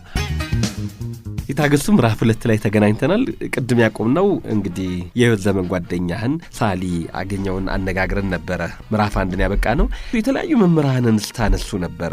እነትሸራ ለማየው እነትሸር ዳንኤል ስም እየጠራችሁ ነበር ምታነሱና ስለ መምህራኖች ደግሞ ንገረኝ። ቅድም የጠራሁት ለጠቅላላ ኤሌመንታሪ፣ እነዚህኛዎች ደግሞ ሃይ ስኩል ላይ ስንመጣ የተቀበሉ ናቸው። እነማን? እነ ዳንኤል ታምሩ፣ እነ ትሸራ ለማየው። ዳንኤል ታምሩ ምን አስተማሯቸው? አማርኛ። እውነቱን ለመናገር መሰረቴ እንትናን አብርሃም ረታለሙን መሰረቴ ስለነበረ አነሳዋለሁ እንጂ ዳንኤል ታምሩ በቃ ማንበብ እና መጽሐፍ እንዲገባኝ ካደረጉ ሰዎች መካከል ነው። ዳንኤል በጣም የሚገርም አይነት ድምጽ ያለው ሰው ነው። ለምን ወደ ሚዲያ እንዳልመጣ ሁሉ በርካቶቹ የአምባ መምህራን አሁን ሚዲያዎቹ ላይ ከሸገርን ጨምሮ በሁሉም ቦታ ላይ ያሉ ናቸው።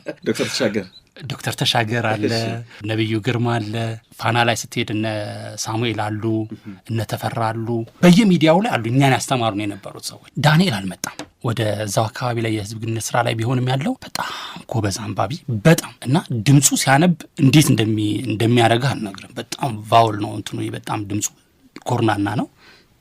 የእነ አድማስ ባሻገር እነ ምናምንን በሱ ድምፅ ነው የሰማነው እና በጣም የምንወደው የነበረ መምህር ነው። ይሉኝታ ማያውቅም።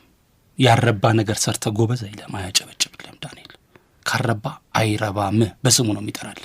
አይረባም ነው የሚለው። ከአሪፍ ከሆነ ደግሞ ሊሸከም ይችላል። በጣም የምትወደው አይነት ሰው ነው። ጥሩ አንባቢ ነበረ ነው። የመጀመሪያ መጽሐፌን ሳሳትም እንዲያዩልኝ ከጓጓሁላቸው 2 መምህራኖች መካከል አብርሃም ረታለሙና ዳንኤል ታምሩ ነው። አዩ ታዲያ ኦፍ ኮርስ አብርሃም ረታለሙ ከወጣ በኋላ ነው አክቹአሊ ያየው። ዳንኤል ግን ቀድሞ ነው ያየው። ቀድሞ አይቶት ይሄ መስተካከል አለበት ብሎ ያረመልኝ የነበረው ዳንኤል ነበር። ስለዚህ ነበር ያስተማረው ሃይ ስኩል ነው ያስተማረኝ። ከ9ኛ ክፍል አንስቶ አስተምሮኛል። ከወጣ በኋላ ደግሞ አብርሃም አይቶት ሩህ ጋዜጣ ላይ ሌሎች ጋዜጦች ላይ ጽፎልኛል። በዛን ጊዜ በነበረው ሁለቱ ለኔ እንደ ትልቅ አይከን ነበሩ። እና መስገናቸው እንዴ ይገባቸዋል። አለማየሁንም ልጨምርልህና ሁለቱን ስላነሳልኝ አብርሽም ዳኒም በህይወቴ ውስጥ በስነ ጽሁፍ ህይወቴ ውስጥ ላበረከታችሁት አስተዋጽኦ ከስከ የለውም። እድሜ ልክ አመሰግናቸዋለሁ። ሸራ አብርሃም የሉም በህይወት፣ አብርሽ የለም፣ ዳንኤል አለ። ዳኒን በጣም አመሰግናለሁኝ ይላል። በአደባባይ ላይ የማመስገን አጋጣሚ ስላገኘ ሸር ዳንኤል ላስገባቸው ተባከ ኖሮ። አዎ ሸር ዳንኤል አቤት፣ እንደምንኖት? ዋው ተማሪው ይታገሱ ጌትነት እያመሰገነውት ነው። ያው እየሰማው ነው። ዳኒ አቤት፣ እንዴት ነህ? አለ ሰላም ነው ወይ? እንደምን አለ? እግዚአብሔር ይመስገን ሰላም ነው ወይ? በጣም ደህና ነኝ፣ በጣም ደህና ነኝ። ዋው ደነገጥክ እንዴ? በጣም እኔንም ነው ያስደነገጣቸው። በጣም ነው የማመሰግነው። ዋው እንዴት ነህ ዳኒ? እግዚአብሔር ይመስገን። እንደምን ቋርቆ ያለው? አዎ እናንተ በተለይ እናንተ ልጆች የተለያችሁ ነበራችሁ። ማመስገን ብቻ ሳይሆን እናንተ በስራችሁ እኛን የምትገልጹ ናችሁ። በጣም አመሰግናለሁ። ይታገሱ። እልፍ ምስጋና ቢኖር ይገባሃል ዳኒ። አመሰግናለሁ ነጌታ። መምህር ዳንኤል የያኔ ተማሪ ይታገሱ ጌትነትን የያኔውን ነገሩን ወይም ደግሞ የያኔ ትምህርት አቀባበሉን ያስታውሱታል? ሁሉም አስባቸዋለሁ፣ አውቃቸዋለሁ። ማወቅ ማለት እንደ ልጆች ነው የምናያቸው። በነገራችን ላይ የኢትዮጵያ የአብዮታዊ ኢትዮጵያ ህጻናት አምባ ልጆች እንደ ሌሎች ትምህርት ቤቶች ልጆች አይደሉም። እኛ ልጆቻችንም አድርገን ያሳደግናቸው ስለሆኑ ቀረቤታቸውም ወደ ቤታቸውም ሲሄዱ ወደ እኛ የሚሄዱ ናቸው። ስለዚህ የነበረን ቀረቤታ የተለየ ነው። እነሱም ደግሞ ለመምህር የነበራቸው እይታና ክብር በጣም ይለያል። የትም ቦታ አታገኘው። አምባ የተማረ ተማሪ ለመምህር ያለውን ክብር የትም ቦታ አታገኘውም። ይታገሱ ከሱ ጋር የነበሩ እናገኘው አጌ ነው። እንደውም በአብዙይቴ አጌ እያልን ነው እንደ ልጆቹ እንደ ጓደኞቻቸው እኛም የምንጠራቸው እንደዛ ነው እና የተለዩ ልጆች ናቸው። እዛም ነው ብዙ ጊዜ አማርኛ መምህርና ትምህርት ብዙ ቦታ ላይ ትንሽ አቀባበሉ ላይ ችግር አለበት። እነሱ ላይ ግን የነበረን የኛ ስራና ክብር ይለያል። በዚህ የተነሳ እነሱ በተለይ ያውቃቸዋል። ስለዚህ ይታገሱ ከዛም በኋላ የግጥም ስራ አሁን አገኘው ሰዓሊም ነው ገጣሚም ነው። ይታገሱ በስነ ጽሁፉ በጣም ርቆ ሄዷል። ከመጽሐፍም በላይ የሀያሲነት ክህሎት ሁሉ ያለው ነው እና ይለያሉ። ስለዚህ እነሱ ላይ እኔ አሻራዬን በማሳረፌ ደስ ይለኛል። ውጤቴንም በእነሱ በማየቴ ደግሞ በጣም እኮራለሁ። አመሰግናለሁ ይታገሱ። ኧረ እኔ የማመሰግነው ዳኒ፣ በጣም በጣም በጣም ነው የማመሰግነው። የቆምክበትን ቦታ ሁሉ አረሳውም። በተማርኩበት ጊዜ እያንዳንዱ ነገሮችን አስታውሳለሁኝ እና አንዴት እዚህ ልሃል ዳኒ፣ ክበብ ነው የሚባለው ይሄ ታች የነበረው 01 ዘራይ ጋር የነበረው የመዝናኛ ሊዘጋጅ የነበረ የስነ ጽሁፍ ምሽት ነበረ። ምሽት እናዘጋጅ ነበር። አዎ። እና ሁላችሁም ታቀርባላችሁ። በኋላ ላይ ጋበዛችሁም። እስካሁን ድረስ ሰሞኑን ሶሻል ሚዲያ የራሴ እንትን ላይ አንስቼዋለሁኝ እሱን ነገር። ተሻገርም ዋቁማ ጭምሳም አንተም ጋሽ አለማየሁም ይመስሉኛል አቅርባችኋል። መድረኩ ላይ አቀረባችሁና የዕለቱ ተሸላሚዎች አንደኛ ሁለተኛ ብላችሁ እስከ 3 ድረስ እኛን ሸለማችሁን። አንድ የወሎ ልጅ ያስታውሳለሁኝ፣ እሱን አንደኛ እኔ ሁለተኛ ሆኜ ከእናንተ መካከል ይመስለኛል ሶስተኛ ሆኖ ተሸለመ። እርግጠኛ ነኝ አሸንፈን አይደለም፣ የተሻለ ስራ ሰርተን አይደለም፣ ግን ለዛ ጉዳይ ፍቅሩ እንዲኖረን እየገፋችሁን እንደሆነ ይገባኛል። እነዛ ኢነርጂዎች ናቸው ነን ብለን እንድናስብ እንጽፋለን ብለን እንድናምን ያደረግንና ሪሊ ትልቅ ውለታ ነበረ እነዛ ውለታዎች። አመሰግናለሁ ጌታ። መምህር ዳንኤል አንድ ጥያቄ ላንሳለሁ። ይታገሱ እርሶን ከማስገባቴ ቀድሞ እኛን ያስተማሩ መምህራኖች በተለያዩ መገናኛ ብዙሃን ላይ ይሰራሉ፣ ድምጻቸውን እንሰማለን። መምህር ዳንኤል አቅሙም ችሎታውም እያለው አለመስማቴ ይገርመኛል ሲል ነበረ። ድምጾን ሰማው፣ ንግግሮንም አዳመጥኩኝ፣ እኔም ገረመኝ። ለምንድን ነው ወደ ሚዲያ ያልመጡት? ስላልፈለጉ ወይስ አጋጣሚ ስላላገኙ? አብዛኛው ከሚዲያ ጋር በተገናኘ ነው ስራ ይኖርኩት። እኔ በጣም ለረጅም ዓመት ማስታወቂያና ኮሚኒኬሽን ማስታወቂያ ሚኒስቴርና ኮሚኒኬሽን ነው ስራውት ከአምባ ከወጣ በኋላ። ከዛ በኋላም ድምፁ እርግጥ አልገጠመኝም። የድምፁ ሞከርኩት ግን እድሉ አልገጠመኝም። ፕሬስ የተወሰነ ዓመት ሰርቻለሁ ፕሬስ ድርጅት። አሁን በስተርጅና ግን ያለሁት ብሮድካስት ሚዲያ ላይ ነው፣ በቴሌቪዥን ጣቢያ ላይ ነው ያለሁት።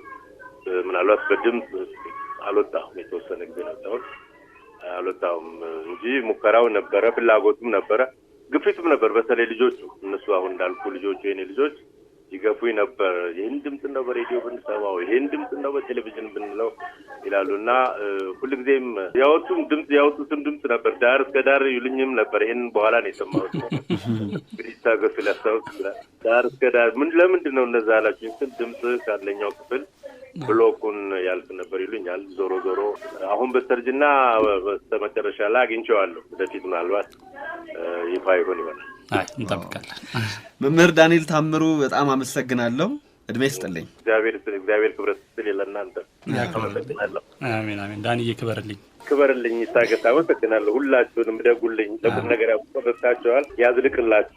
አሜን። ዳኒ ይታገሱ። እዚህ ሰዓት ላይ እዚህ የሚመጡ እንግዶች ድንገት አንድ ጥያቄ ጠይቃቸውና ምላሽ ከሰጡ ትክክለኛ መልሱን ካገኙ ማለቴ ነው ስጦታ ያገኛሉ። አንድ እድል ነው የሚሰጠው። ለአንተም አሁን አንድ ጥያቄ ያቀርባለሁ። ጥያቄው የድምጽ ነው። የምትሰማው ሙዚቃ የማን እንደሆነ ነው ትነግረኝ። ልብ በል፣ አንድ እድል ብቻ ነው የሚሰጠህ። አዳምጣ። በቃ ያስፈልገኝ። እርግቢቱ ሂጂ ነው። እሺ፣ እርግቢቱ ሂጂ። አድማጮች መልሶታል እንጂ መልእክታለን አውሪ ሰላም እንላለን ለሁሉም ንገሪ ምናምን የሚለው ማማና አባባ ምንም ሳይነካቸው ይስተፋያል።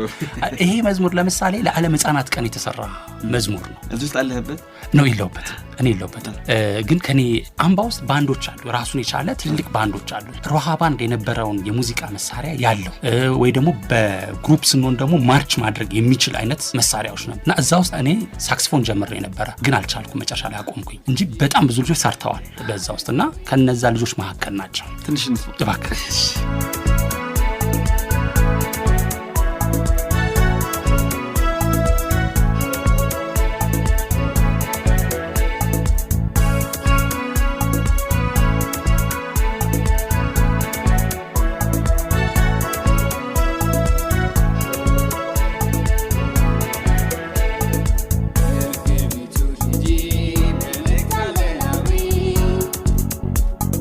ሰላም እንሻለን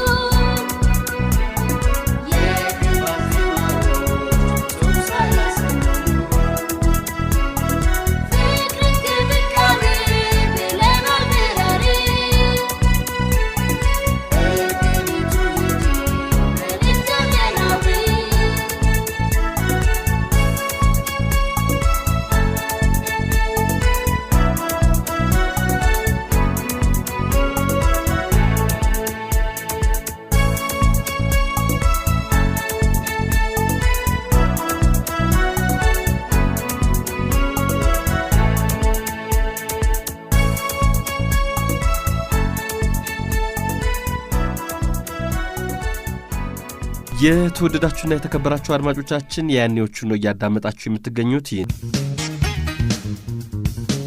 ኢታገሱ ያኔ እንግዲህ 6ኛና 8ኛ ክፍል ሚኒስትሪ ነበር።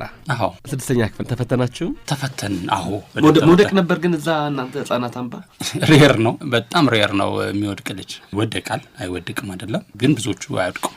መውደቅ ለምን ትወድቃለህ አምባ ማለት የምትወድቅበት ምክንያት በተለይ የመጀመሪያዎቹ ከ83 ዓመት በፊት የነበሩት ከ83 ዓመተ ምህረት በፊት የምትወድቅበት ምክንያት አልነበረ ማለት አምባን የሚገዛው የነበረው ህግ ነው። ህጉ ግን ደውል ይባላል። ደውል የሚባል አሁን አድጌ ኖቲስ አደርግ ደውል ነው የገዛን እድሜ ልክ ላለው ልክ 12 ሰዓት ላይ ይደወላል። ከእንቅልፍ ትነሳለህ፣ ይደወላል። ልብስህን ትለውጣለህ፣ ይደወላል። ወደ ቁርስ ትሄዳለህ፣ ይደወላል። ለትምህርት ቤት ትሰለፋለህ፣ ይደወላል። ትምህርት ቤት ትሄዳለህ። ትምህርት ቤት 6ቱንም ፔሪድ በደውል ታስተናግዳለህ። ሲደወል ትወጣለህ፣ ወደ ብሎክ ትመለሳለህ። ይደወላል። ለምሳ ትሰለፋለህ። ተጫወት፣ ልብስ ቀይር፣ እርሻ ሂድ። እነዚህ ሁሉ ደውል ነው የሚያዛቸው። ሲደውል ትሰማለህ። የአንደኛ ብሎክ ደውል ተደወለ፣ የሁለተኛ ብሎክ ደውል ተደወለ። ማኔጅ ያደርጋል። ዲሲፕሊን ነው። ጥናት በቃ ከፕሮግራም ውስጥ የማይነቀል ፕሮግራም ነው። የጠዋት ከሆንክ የምታጠናበት ሰዓት በደውል ይነገራል። ትገባለህ፣ መጽሐፍን ትገልጣለህ። ማታ ላይ ይደወላል። ከቴሌቪዥን ማየት በፊት ታነባለህ፣ ታጠናለህ። ደካማ ከሆንክ የሜካፕ ክላሶች አሉ። በክፍል ውስጥ አብረህ እንድታጠና ትደረጋለህ። ለምንድን ነው የምትወድቀው? አትወድቅም። ልክ እንደ ወታደር ማለት እኮ ነው በለው። ሰኞ የምንለብሰው ልብስ አለ፣ ማክሰኞ አይደገምም። ሮብ የምትለብሰው ልብስ አለ፣ ሐሙስ የምትለብሰው ልብስ አለ። ይቀጥላል። እነዚህ ማንም ያጥብላችሁ ልብስ አለ፣ አጣቢዎች አሉ። በቀን ውስጥ ቢያንስ 3 ጊዜ ልብስ እንቀይራለን። እነዚህ ማለት የኤሌመንተሪ ዘመን የኤርሊ የደርግ የነበረባቸው ዘመኖች ልበላል። ቢጃማህን ጠዋት ላይ ስትነሳ ከእንቅልፍ የምትቀይረው ነው፣ ወይም ማታ ስትተኛ የምታደርገው ነው። ቢጃማ ነው ስሙ፣ ቢጃማ ነው በቃ። ይህንን ቀን ላይ የማድረግ መብት አይኖርም፣ ሊኖርም አይችልም። ደግሞ እንዴት የሚያማምሩ ቢጃማዎች ነበር። አሁን ራሱ እኔ በህይወት ዘመን ከዛ ከወጣ በኋላ የዛንት ቢጃማ ለብሻ አላውቅም። በራሴ ደግሞ ስንኳን ማለት ነው። ቢጃማ አለ፣ ከዛ ዩኒፎርም አለ ትምህርት ቤት ስትሄድ፣ ከዛ ሰርክ ልብስ ይባላል። ሰርክ ነው መደበኛ ልብስ ነው። እነሱ የሰኞና የማክሰኞ ሊለያዩ ይችላሉ፣ ግን የሰርክ ልብስ አለ ትለብሳለህ። መሀል ላይ ስፖርት ልትሄድ ትችላለህ። ስፖርት ይኖራል ምናምን ቱታ ምናምን ለብሰህ ትጫወታለህ። መሀል ላይ እርሻ አለ። ለምሳሌ እንደሚደርስህ ድልድል ወደ መስክ ስራ ትሰማራለህ። ስትሰማራ ቱታ ሙሉ ለሙሉ ቱታ ትለብሳለህ። ኬሻ ኮፍያ ታደርጋለህ። እርሻ ትሄዳለህ። በቀን ውስጥ ቢያንስ 5 ጊዜ አትለውጥ እና በዚህ ሁኔታ ነው ብዙዎቹ ነገሮች ሲደረጉ የነበሩት። በኋላ ላይ የተበላሸ ብዙ ነገሮች ተበላሽተዋል። እውነቱን ለመናገር ወደ ኋላ አካባቢ የመጀመሪያዎቹ ግን የልጅነት ጊዜዎቻችን በዚህ መንገድ ነበር ያለው። ፊልስክ የሚገባ ብቻ ነበር ህጻናት አምባ ነበር ወይ? ቀጠለ እስከ 89 እኮ ሄዷል። እስከ 88 89 ድረስ ሄዷል። አዎ የክብካቤውስ ያው የቁልቁለት ሩጫ። እሺ የ6ኛ ክፍል የሚኒስትሪ ውጤት ስንት ሆኖ ወደ 7ኛ ክፍል ተሻገርክ? የ6ኛ ክፍልን አላስታውስም፣ እንዳለፍኩኝ አስታውሳለሁ። የ8ኛ ክፍል 80 ምናምን ነው ያመጣሁት። 86 ምናምን ነበር። ደህና ነበርኩኝ ሚኒስትሪ ላይ። ህጻናት አምባ ኤሌመንተሪውም ሃይስኩሉም እዛው ነበረ። ትምህርት ቤቶቹን እስቲ ንገረኝ።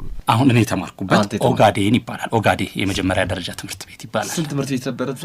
ኤሌመንተሪ 2 ትምህርት ቤት አሉ። ኦጋዴንና ዘርአይ ድረስ ያው በኢትዮጵያዊ ጀግና ስም በትውልድ ኤርትራዊ ግን ለኢትዮጵያ ኤርትራዊ ስንል በዛ ዘመን ኤርትራ ኢትዮጵያዊ ነው። ለኢትዮጵያ ዋጋ ብሎ ነው እና በሱ ስም የተሰየመ ነው ዘርአይ ድረስ መንደር።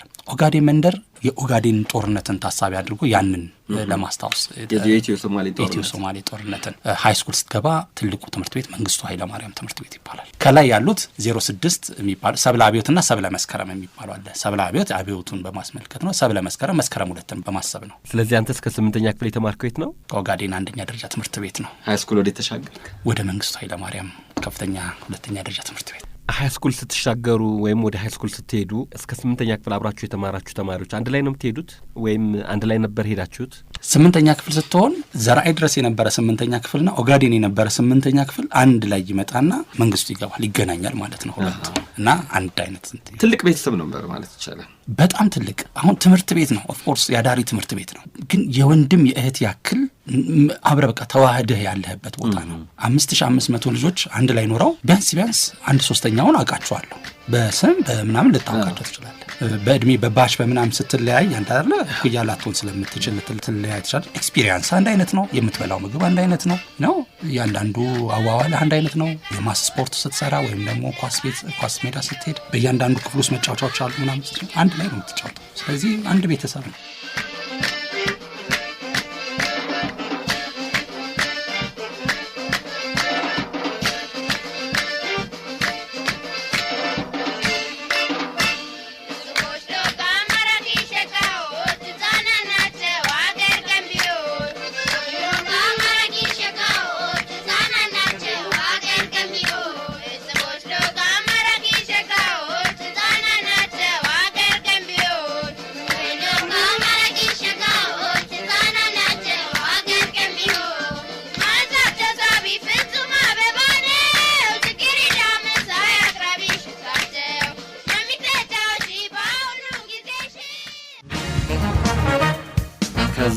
እዚህ ደግሞ ሃይ ስኩል ተማሪዎቹ መስለም እንጥራቸው እንዲያሆነም አብረው ነው የሚጓዙት። እንግዲህ ይጓዙ ግን ምስክር አብረው ነበር። አሁን ልረሳው ማልፈልገው ሁልጊዜ ልቤ ውስጥ ያለ ልጅ አለ።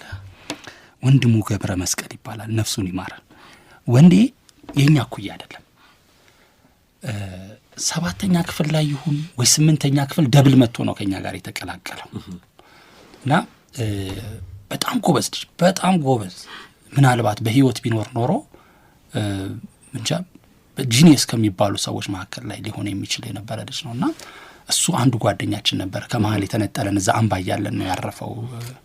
ዋና ለማዋኘት እንትን ውስጥ ገብቶ በዛው ሞተ እና አረሳውም። ሁሉ ጊዜ ከማረሳው ጓደኞቼ ቢያሳስብ ሌሎቹ በህይወት ያሉትን ሁሉ አስታውሳቸዋለሁ፣ እንገናኛለን ምናምን ነገር። ከሞቱት ግን እሱን ልረሳው አልችልም። ሁሉ ጊዜ አስታውሰዋለሁኝ። እነ ምስክር እና አድማስ ረታ ካራክተሩ ልንገር አድሜ በጣም የተለየ ካራክተር ያለው ልጅ ነው። አድሜ በጣም ጨዋታ የሚወድ ነው፣ መጫወት ይችላል እና በጣም የማስታወስ ደረጃው አድሜን ምትለው አይደለም እና አንተ ወሬዎችን አውርታ ሰኞ ላይ ታቆማለህ። የሆነ ነገር ያቋረጠህና ትተዋዋለህ። ማክሰኞ ላይ ትገናኝ ትችላለህ፣ ሮብ ትገናኛለህ። ከዛ አድሜ ሮብ የሚጀምረው ከዛ ብሎ ነው።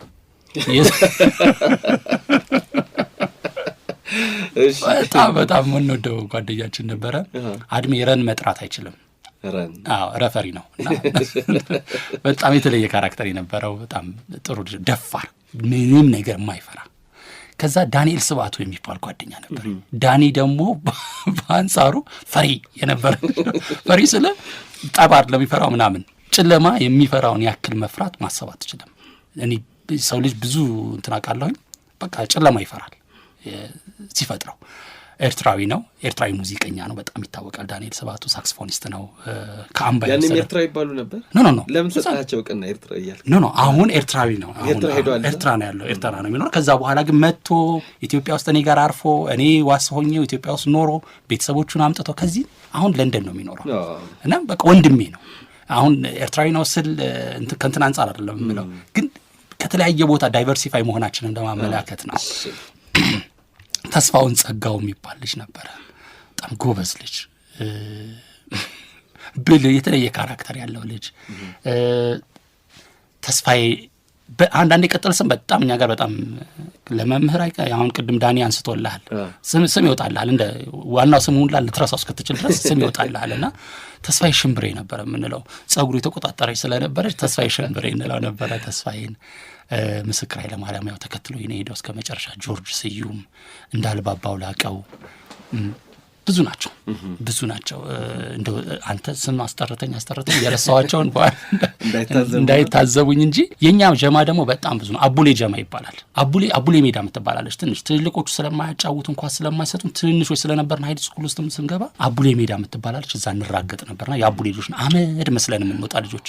አምባ ጋር ይሄ በተለይ ኢንፎርማል የሆኑት ሜዳዎች አቧራ የሚነሳባቸው ናቸውና አመድ መስለን ነበር የምንወጣ። ሃይ ስኩል ደግሞ ተቆጣጣሪ የለም፣ ገዳብ የለም። በቃ ፈርድሜ በልተን እንገባ ነበር። አንድ ክፍል ስንት ናቸው? 16 ኮመን ነው በአንድ ሩም ውስጥ 16። ትልልቆቻችን እነ ጥላሁን ፍሮምሳ፣ እነ ፒተር ይባሉ የነበሩ፣ ጭልፊት። አሁን ጭልፊት አይገርምም? በጭልፊት ነው የሚታወቅ። አምባው ድፍን የሚያውቀው ጭልፊት ብሎ ነው። ጥላሁን መሰለኝ ስሙ። ሀረር ምናምን ጅጅጋ ያሉ ልጆች፣ የጅጅጋ ልጆች ምናምን ናቸው።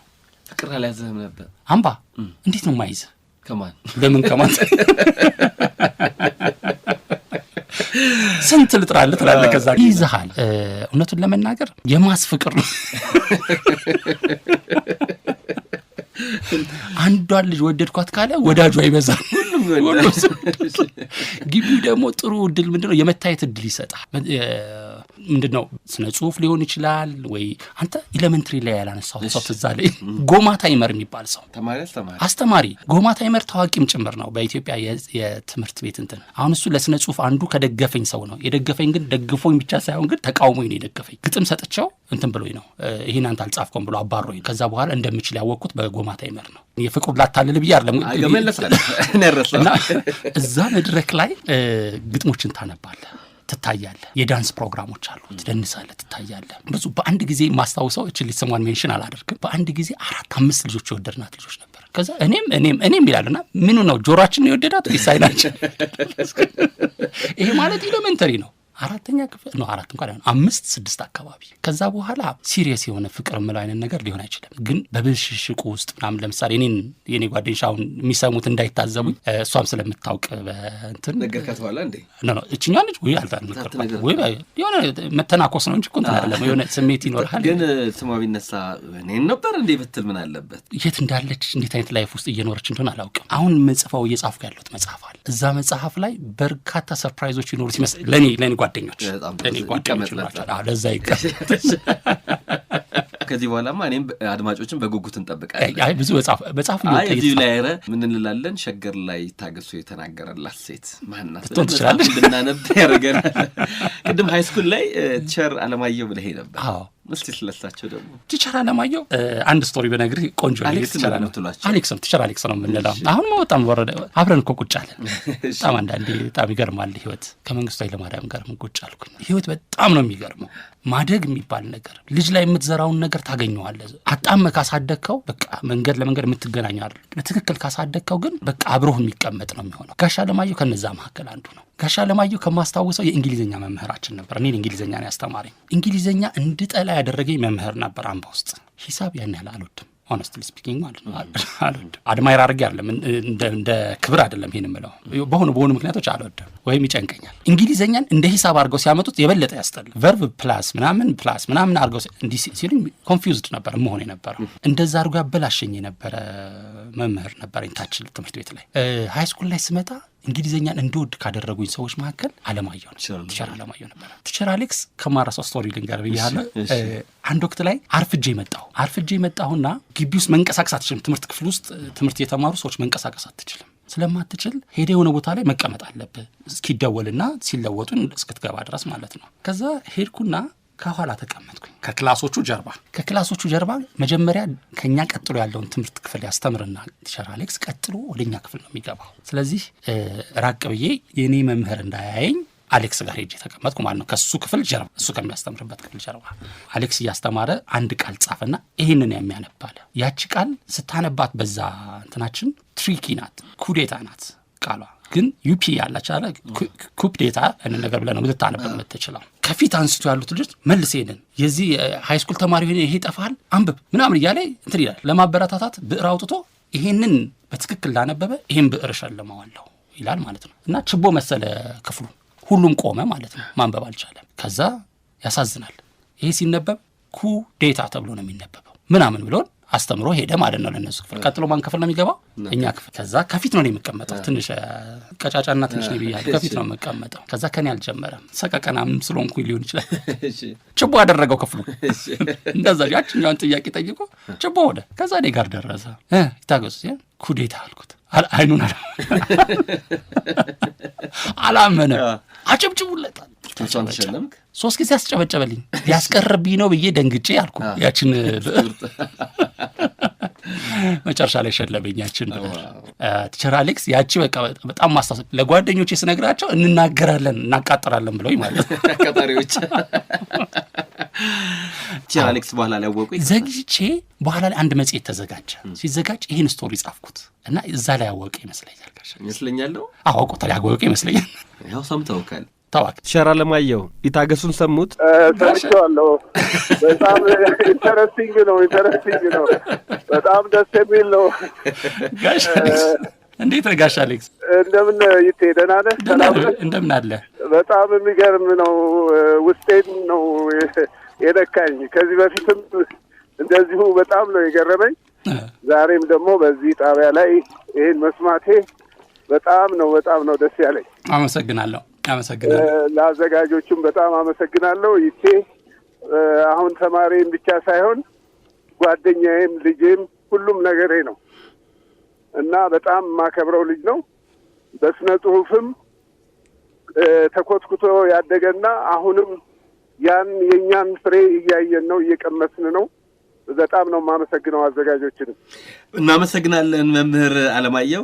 እንግዲህ ቅድም በምስጋና ነው የተጀመረውና እንዴት ነበረ በመማር ማስተማሩ የህፃናት አምባ ልጆች የአብዮታዊት ኢትዮጵያ ህፃናት አምባ ልጆች ተሳታፊ?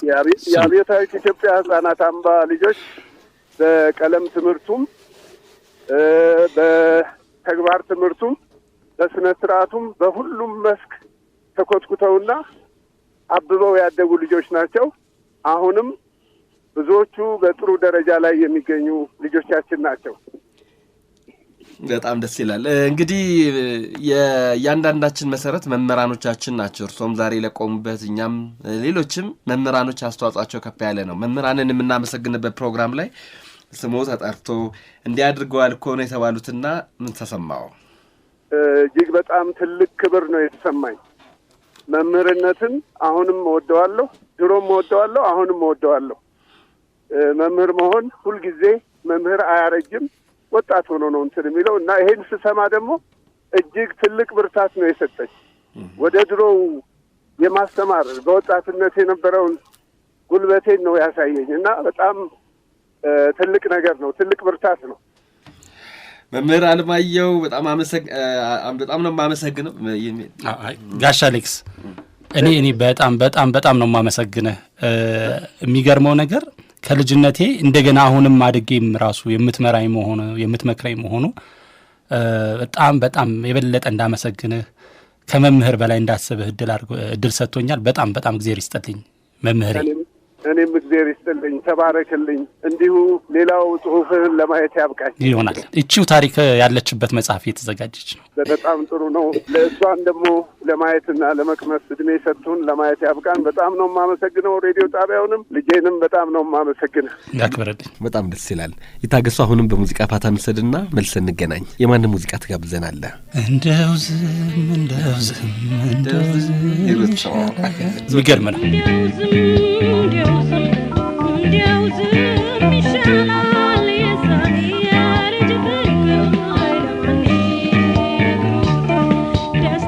ከስር እያዳመጣችሁ የምትገኙት የሂሩት በቀለን ዘፈን አድምጠን ስንመለስ ወደ ቀሪ ቆይታችን እንሸጋገራለን። አሁንም አብራችሁ እንድትሆኑ በአክብሮት ጋብዛለሁ። ይህ የያኔዎቹ ፕሮግራማችን ነው።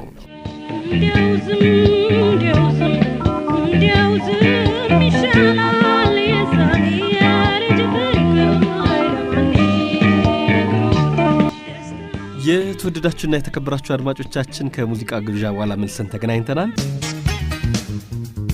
ይታገሱ እንግዲህ ሁለተኛ ደረጃ ትምህርት ቤት ሃይስኩል ተገባ። ምን አይነት ዝንባሌዎች ነበሩ?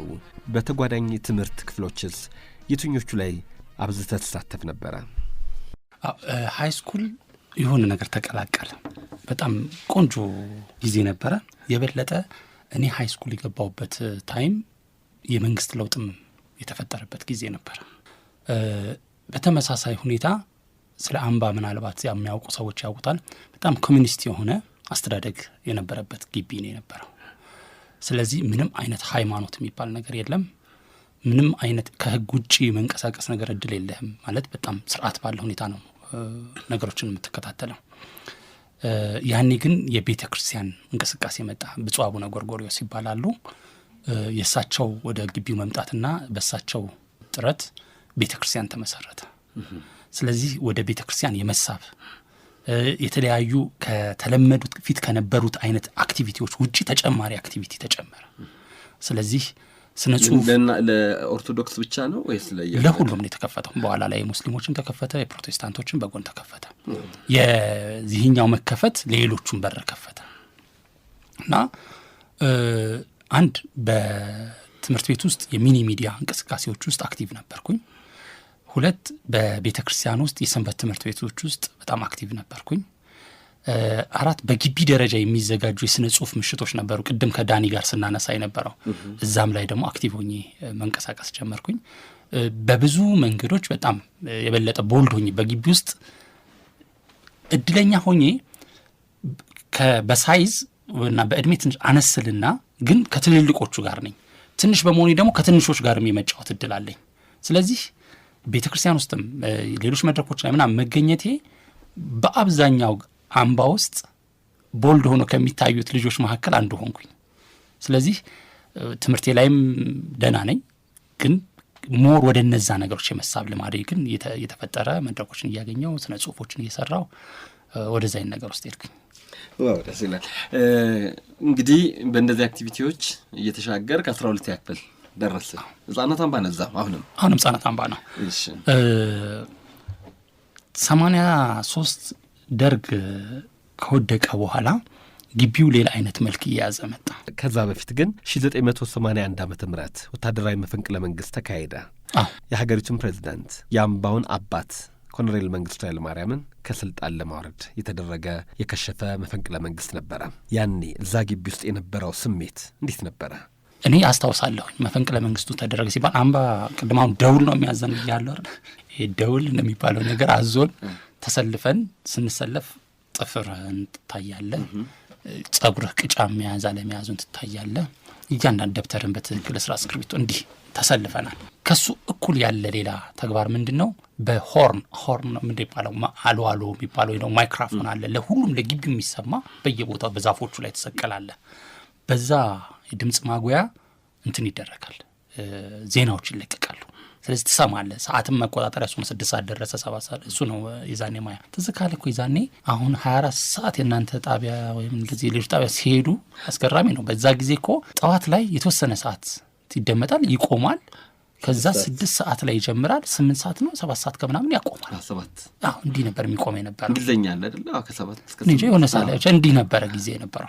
ከዛ በዛ ዜና ውስጥ ከጥቂት ደቂቃዎች በኋላ ከመንግስት ምናምን የቀረበ ምናምን ታለ መግለጫ አለ፣ ይጠብቁ ይላል። ደጋግሞ ማለት ነው። መፈንቅለ መንግስቱ ተደረገ ሲባል እኛ ሰልፍ ይዘን ለትምህርት ቤት ልንሄድ ቆመን ነው የሰማሁት። በደንብ ነው ማስታወሰው። እና የተጠሩ ሰዎች ጠቅላላ በስም የምናውቃቸውና የምንወዳቸው የምናከብራቸው ናቸው። በልጅነት ስሜታችን በቴሌቪዥን ላይ ቢታይ ፋንታ በላይ ነው ይባላል ወይ ብርጋዴር ጀነራል ሳምበዲ ይዛን የነበረውን ስሜት ታውቃለህ። ሜጀር ጀነራል አማሃ ደስታ የአየር ኃይል አዛዥ፣ ሜጀር ጀነራል ኃይሉ ገብረ ሚካኤል የምድር ጦር ዋና አዛዥ፣ ሜጀር ጀነራል ወርቁ ዘውዴ የፖሊስ ሰራዊት ጠቅላይ አዛዥ፣ ሜጀር ጀነራል አለማየሁ ደስታ የምድር ጦር ምክትል አዛዥ፣ ሜጀር ጀነራል ዘውዴ ገብረየስ የ603ኛው ኮር አዛዥ፣ ሜጀር ጀነራል ሀብተ ጊዮርጊስ ሀብተ ማርያም መከላከያ ሚኒስቴር፣ ሜጀር ጀነራል ደምሴ ቡልቶ የሁለተኛ ክፍል ሸምድዳጫ ዘማሪ ነበር። እነዚህ ሁሉ እኛ እንደ አባታችን ነው የምንቆጥራቸው በስሜት አሁን እያንዳንዱን አውቀናቸው አለ። በስሜት ግን ወታደር መሆናቸው የኛ አባቶች ወታደር መሆናቸውን አይተን አጠቃላይ ለኛ ምክንያቱም በየሁኔታ ውስጥ ልንገናኝ እንችላለን፣ ላናስተውላቸው እንደ ልጅ ላናውቃቸው እንችላለን እንጂ ምንድነው የሆነው ነገር ሊገባን አልቻለም በልጅነት ስሜት። ምክንያቱም ለአንድ ዓላማ እየተዋጉ ናቸው ያሉት። በየቀኑ ቴሌቪዥን ላይ ሲታይ ሜጀር ጀነራል ከሌ የሰሜን ጦር ግንባር ላይ እንዲያደረገ እንዲሆነ ሲባል ነው የምናውቃቸው። መፈንቅለ መንግስት ራሱ ትርጉሙ አልገባንም። ይዛል ምንድነው ሀፕን ያደረገው? በኋላ ላይ በቃ መንግስቱን ገልብጠው እንዲተብሎ ነው ፖለቲካውን ማወቅ ጀመርን። የተወሰኑ አብረውን የነበሩት አሳዳጊዎቻችን እንዲህ ነው ምናምን ቅርጻ ሲያዙት ማለት ነው ለጉዳዩ። አባጦሮች የሚባሉ ነበሩ ከኛ ጋር አብረው የሚኖሩ የነበሩ ታሪክ የሚነግሩን ስለ ሀገር ፍቅር የሚመክሩን ምናምን አባጦሮች ጦር ሜዳ ተሰልፈው ወይ አካላቸው ጉዳት ያጋጠመው ወይ ደግሞ በእድሜ ገፍተው አባጦረተኛ ተብለው የወጡ ሰዎች እኛ ብሎክ ውስጥ አብረው ይኖራሉ። 2-3 ይሆናሉ። ታሪክ የሚነግሩን ናቸው። በቃ ይሄ እንዲህ ነው የሆነው ይነግሩን ይተነትኑልናል። ከዛ በኋላ ገባን። ግን እኔ አሁን በእኔ ስሜት ነው የምናገረው፣ ግራ ነው የገባኝ። ለእኔ ማለት ምንድን ለማድረግ ነበረ? ከጠላት ጋር እንትን ለመሰለፍ ነው የምትባለውን ነገር ነው የምታስበው። እንዲህ ለማድረግ ነው እንዴት ሊሆን ይችላል የሚል ነበርና በጣም አስጨናቂ ጊዜ ነበረ። በተለይ አባጦሮቹ እኛን እንደዛ ያረጋጉን እንጂ የመረጃ ምንጮቻቸው ሰፊ ነበረ። አንድ በቀጥታ የሚባለው ነገርን አንደርስታንድ ያደርጉታል። 2 የጀርመን ድምፅና የቪኦኤ ድምፆችን ይከታተላሉ። 11 ሰዓት ላይ እኔ እኮ ይገርመኛል። አሁንም 11 ሰዓት ላይ ጀርመን ሲጀምር እግራቸው ስር ቁጭ ብለን ግን እንሰማ ነበረ። ክልክል እኮ ነበረ ይዛን። እኔ እናቴ ቤት መጥቼ አልሰማም የጀርመን ድምፅ ወይም ቪኦኤ ማለት በይፋ አምባውስ እንሰማ ነበረ። እነዚህ ሰዎች ሲሰሙ ሬዲዮ ጣቢያቸውን ጎርጉረው ምናምን ቁጭ ሲሉ አጠገባቸው ቁጭ ብለን እንሰማለን። እነሱም ይሰማሉ። ምንም የሚሸማቀቁት ነገር አልነበረ። ይገርመኛል አሁን ሳስበው ያንን ነገርና እነሱ ከነዚህ መረጃዎችም ይዘው አረጋጉን፣ ሼፕ አደረጉ። እንደው ስላነሳኸው ማለት ነው። እንግዲህ ከዛ የሃይስኩል ላይፍ ነው። ቆይ አሁንም ከ2 ዓመት በኋላ ደግሞ የሀገሪቱ ፕሬዝዳንት ጓድ መንግስቱ ኃይለማርያም ከሀገር ወጡ። ይህስ የእሳቸው ከሀገር መውጣት እዛ ግቢ ውስጥ እዛ ካምፕ ውስጥ ምን ፈጠረ? ሌላ ታምር 83 ላይ ሃይስኩል ገብቻለሁ። ሻወር ምናምን ወስደን ይሄ እንትኑ የሙዚቃ የሚሰራጭበት ማይክሮፎን ስር ጋደም ብያለሁ። እኔ ማስታወስ ጽድ ምናምን ነው ቦታው በጣም ለም የሆነ ቦታ ነውና አሁን በተመሳሳይ ሁኔታ 81ን አይነት ከጥቂት ደቂቃዎች በኋላ መግለጫ ምናምን የሚለው ነገር ቀጠለና ለሀገሪቷ ሰላምና ደህንነት ነው ሲባል ሊቀመንበር መንግስቱ ኃይለማርያም ሀገር ጥለው ሄደዋል የሚል በጣም ከባድ ነገር ማለት ነው። ኢማጂን አባባ መንግስቱ እያልን ያደገንን ሀገር ናት የምታሳድገን ብለን የምናምንን በጣም ወደ መንግስትና ከመንግስታዊ ስርዓቱ ጋር በጣም ተያይዞ የሚነገርለት ተቋም ነው ተቋሙ። ስለዚህ የእሳቸው መሄድ ምናልባት ሰማይ ከቦታው መጥፋት ያክል ሊያስደነግጠን ይችላል። በጊዜው ምን እየሆነ እንዳለም አልገባኝም። መስክ ላይ እንደተኛ ነው። በእርግጥ ከዛ በፊት አንዳንድ እንቅስቃሴዎች ነበሩ። ምናልባት መጽሐፌ ላይ እዛው ላይ በደንብ ይኖራል ብዬ አስባለሁ። ለውጡ አካባቢ ላይ ራስን የማዳን የመከላከል ስልጠናዎችን በፍቃደኝነት ውሰዱ ተብለን የወሰደ ልጆች ነበር። ወስጃለሁ ያንን ስልጠና። ግን መሪ ሳይኖር ሊሆን የሚችል ነገር ግን መስሎ ግን አይታየኝም። ያ ራስን የመከላከል ስልጠና ከዛ በኋላም አልሞከርኩም። ከዛ በፊትም አላውቅም። መሳሪያ ፈትቼ ገጥም ነበር ይዛኔ። ያቺ የመጨረሻው አንድ ወር ያክል ትሬኒንግ ወስደናል። በፍቃደኝነት የምትወስዱ ተብለን ማለት ሁሉም አልወሰደም። የተወሰዱ ልጆች ነው የወሰድነው። ከዛ ምንድነው የሚቀጥለው ነገር በጣም አስጨናቂ ነበር። ወዲያውኑ አባጦሮች አልኩ እነዚህ ብሎክ ኃላፊዎች ሰበሰቡንና ኦኬ እንዲህ ነገር ሀፕን አድርጓል። ከዚህ በኋላ ምንም አይነት አደጋ ውስጥ ልትወድቁ ትችላላችሁ። ስለዚህ ትሬኒንግ የወሰዳችሁ ልጆች ከአባጦሮች ጋር እየሆናችሁ ሮንድ ታረጋላችሁ ማታ ማታ ተባለ። ሲያዩ ግን ደቃቃ ምን ላረግ ትሬኒንጉንም እንደወሰድኩ አይታወቅም። እዛው ግባ ተባልኩኝ። እኔ ተታውኩኝ ማለት ነው። ሌሎቹ ግን ተለቅ ያሉት ልጆች አብረውን የነበሩት እየዞሩ ሮንድ ማድረግ ጀመሩ። አንድ ሳምንት ያክል ይሄ ሁኔታ እየሄደ ቅድም ስነግርህ አምባው የተቋቋመው አርሲና አላባ የሚባሉ ሁለት ጎሳዎች ይጋጩበት ስለነበር ያንን መሬት እነሱን ለማራራቅ ነው ተቋሙ መካከል ላይ ተቋቋመው ብዬ ነበር። ስለዚህ መንግስትና መንግስቱ ኃይለማርያም የሚባለው የለም ብሎ ከማሰብ የተነሳ በዚህ በግራም በቀኝም ያሉት ጎሳዎች ከብቶቻቸውን ወደ ግቢ ውስጥ ማስገባት ጀመሩ። በዛው ሳምንት ውስጥ የምንበላ ምግብ የሚከማችበት መጋዘን ተሰበረ። በማን የተሰበረው? በነዛው በጎሳዎች እና ምናልባትም ውስጥ ያሉ በአብዛኛው የኮሚኒቲው ሰዎች እዛው ተቀጥረው ይኖራሉ። ስለዚህ ስለሚያውቋቸው ተሰበረ። ከጥቂት ቀናቶች በኋላ የተወሰኑ ይጠብቁናል ብለን ያመናቸው የነበሩት ወታደሮች ጥለው እንዲሄዱ ሰማን። ብዙዎቹ ግን በጽናት እስከ መጨረሻው ድረስ አብረውን ቆሙ። 5500 ህፃን ከሰማይ በቀር ምንም ግራና ቀኝ የሚያየው ነገር የለውም፣ የኔ የሚለው ነገር የለም። እና የመጨረሻ ጨው ያለ ጊዜ ነበር ለኛ። ምን ልጆች ቤተክርስቲያን እንዳይሄዱ የዛን ቤተክርስቲያን መሄድ ነገር ተጀማምሮ ስለነበር እንዳትሄዱ፣ እንቅስቃሴያችሁን ገድቡ፣ በግሩፕ ካልሆናችሁ እንዳትንቀሳቀሱ ምናምን ተባለ። በጣም አስደንጋጭ ምን ውስጥ እንደምንገባ ግራ የገባን ጊዜ ነበር። እስካሁንም ሁሌም የምናመሰግነው ስሜ ደበል የሚባል የትምህርት ቤቱ የአምባው የበላይ ኃላፊ ነበር። ይሄ ሰው ቋንቋ ይችላል፣ ኦሮምኛ ይናገራል። በጣም ሀምብል ነው። በጣም ዋይዝ የነበረ ሰው ነበር። ስለዚህ ከአርሲዎቹ ጋር ሄድና በቋንቋቸው ያናግራቸዋል።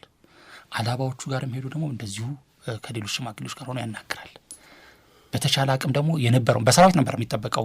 ወታደሮቹ አካባቢውን እንዲወጥሩ ያደርጋል። ግን ከነበረው ከሶሳይቲዎች ዙሪያውን ከከበበን ሶሳይቲ አንጻር ጋር ምንም ነው። ያ ሰራዊት መንግስት ወደቀ ተባለ። መንግስት ወድቆ ለ15 ቀን መንግስቱ ኃይለማርያም ሊቀመንበር መንግስቱ ኃይለማርያም ከሀገር ከወጡ መንግስት ወጥቶ 15 ቀን 20 ቀን እስኪሆነው ድረስ አምባ ማንም አልነበረው ማለት በባዶ እንዲህ በዚህ በድርድር በምናምን ውስጥ በወከባ ውስጥ የነበርንበት ታይም ነው። መጨረሻ ላይ ምግብ ግን ትበሉ ነበር? ምግብ እንበላለን። አምባ እንዲቀላል እንዳይመስል ማለት ትልቅ ተቋም ነው ማለት በጣም ዳይናሚክሱ ምናምን የሚገርም ነው። የራሱ እርሻዎች ያሉት ነው። የራሱ የፍራፍሬ እርሻዎች፣ የራሱ የነብር እርሻዎች፣ ዶሮ፣ ከብት ምናምን እልፍ ነው እኮ ትልቅ እኮ ተቋም ነው። ስለዚህ ምግብ በሳምንት የሚያልቅበትና በወር የሚያልቅበት አይደለም። የራሱን ግዢዎችን አከናውኖ ስቶሮቹን የሚሞላ ትልቅ ተቋም ነው። ግን ከዛ በኋላ ቀጥሎ ምን ሊፈጠር ይችላል አላውቅም። ምናልባትም ቸግሯቸውን አልኛ ያላወቅ ነው ያሳደጉን የሚያውቁት ብዙ ነገሮች ይኖሩናል። ይዛኔ መጨረሻ ላይ ስሜ ደበል እየወጣ ቡልቡላ ለመድረስ እየሞከረ የሌላ ኃይል ከመጣ ለማግኘት እንዲህ እየጣረ ዝዋይ ድረስ መጨረሻ ላይ ነርቶ ወጣ። 50 ምናምን ኪሎ ሜትር ማለት ነው። ነርቶ ወጥቶ ሲያይ ዝዋይ ከተማን የኢህአዴግ ሰራዊት ተቆጣጥሮታል። ስለዚህ እጄ ላይ ይህን የሚያህል ልጆች አሉ እና ህፃናቶች ናቸው፣ ሊያልቁብኝ ነውና አድኑኝ አለ። እኔ ይዛኔ የነበረው የኢህአዴግ ሰራዊትም ያስቀኛል ነው። ምን ሊያደርጉ ይችሉ ነበር? ምንም ያላቸው ግንዛቤ እርግጥ ነው ቦታውን አውቀውታል። የሆነ ቦታ ላይ ሆነው ካምፕ ስለመሰላቸው ብቻ ይጠብቃሉ። ወደ ውስጥ መግባት አልተፈቀደላቸውም። መረጃ አላቸው። ዝዋይ ግን ሄዶ ይዟቸው የመጣቸው ሰዎች ከሱ ጋር የላኩት 3 ታጋዮችን ነው። እነዛ 3 ታጋዮች የያዙት አንዱ ክላሽ ነው፣ አንዱ ባዙቃ ነው፣ አንደኛው መገናኛ ሬዲዮ ነው ያዙት። ነቲንግ የተሰበሰበው ሰራዊት እኮ ከዛ በላይ የኛ እንኳን ሰራዊት ከዛ በላይ ነው አይደለም። በአካባቢው ያለው ጎሳ ለግጭት የተዘጋጀው ቀርቶ ከዛ መጡ አዩ። ሲያዩት የውጫጭ ማለት በቃ መሬት የፈሰሰ ጎረምሳም ያለበት ምንም ያለበት። በኋላ ላይ ሄዱ እንትኖቹ ጋር ጎሳዎቹ የጎሳ መሪዎቹ ጋር ሄዱ። ምንድነው አሉ። መሬታችን ነበረ መንግስቱ ነጥቆን ነው አሉ። መንግስቱ ቢሄድ እኮ መንግስት አለ፣ መንግስት ሲሄድ መንግስት ይተካል። ስለዚህ መንግስት የሚወስነውን እስኪወስን ድረስ እናንተ ምን ማድረግ አትችሉም አላቸው። ትንሽ አጉረመረሙ አለ። እንላቸዋለን አሉ። 3 ሆነው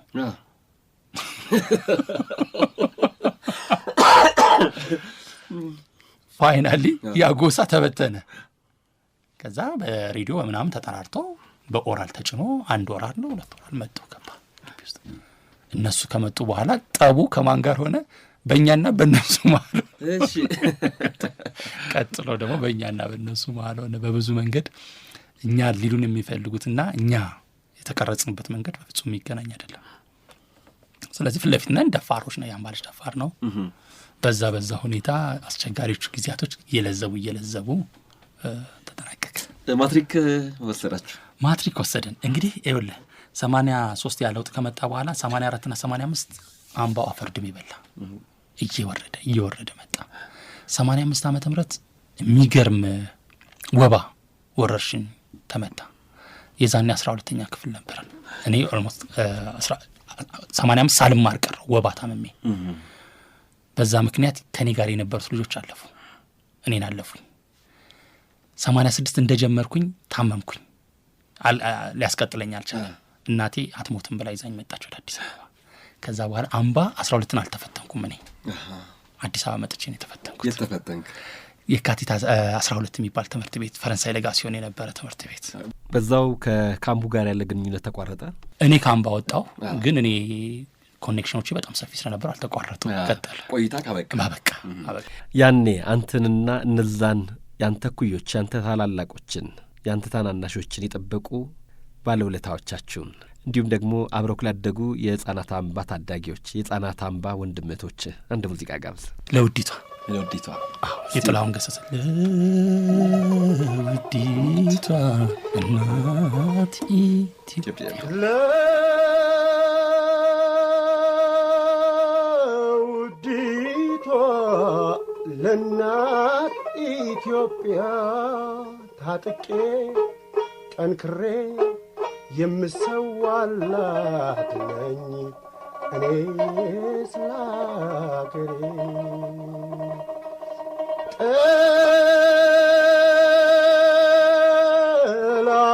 ጠላቶቿን እቃወማለሁ አጥብቄ በብርቱ ስለ ሀገር ፍቅር ገባኝ በእውነቱ። ይታገሱ ከሙዚቃው ግብዣ በኋላ መልሰን ተገናኘን። አዲስ አበባ መጣ። አካባቢ እንደ አዲስ የምትለምደው አዲስ ትምህርት አዲስ ስርዓት ነው። በአጋጣሚ ሆኖ ምንም ለማትሪክ ተዘጋጅቼ ብቀርብም ግን ለመግባት ከ12 ክፍል አይቀበልም። ወደ ታች መውረድ አለ በ11 ምክንያቱም አዲስ ተማሪ ነህ። ከ10 ያለፉትን 11 ተቀብለውን 11 እና 12 የምትማረው ተባለ። ገባሁ ተማርኩኝ። በጣም ጥሩ ነበር። ምክንያቱም አምባ ሼፕ የተደረኩበት ነገር የሚገርም ያን ያህል ጎበዝ መባል አይደለም አምባ ውስጥ ባለው ትምህርት። እዚህ መጥቼ ግን ከነበሩት ልጆች ጋር ስማር አንደኛ ነበርኩኝ ወጣሁት የነበረው። አስገራሚ ነበር ለእኔ ማለት ነው።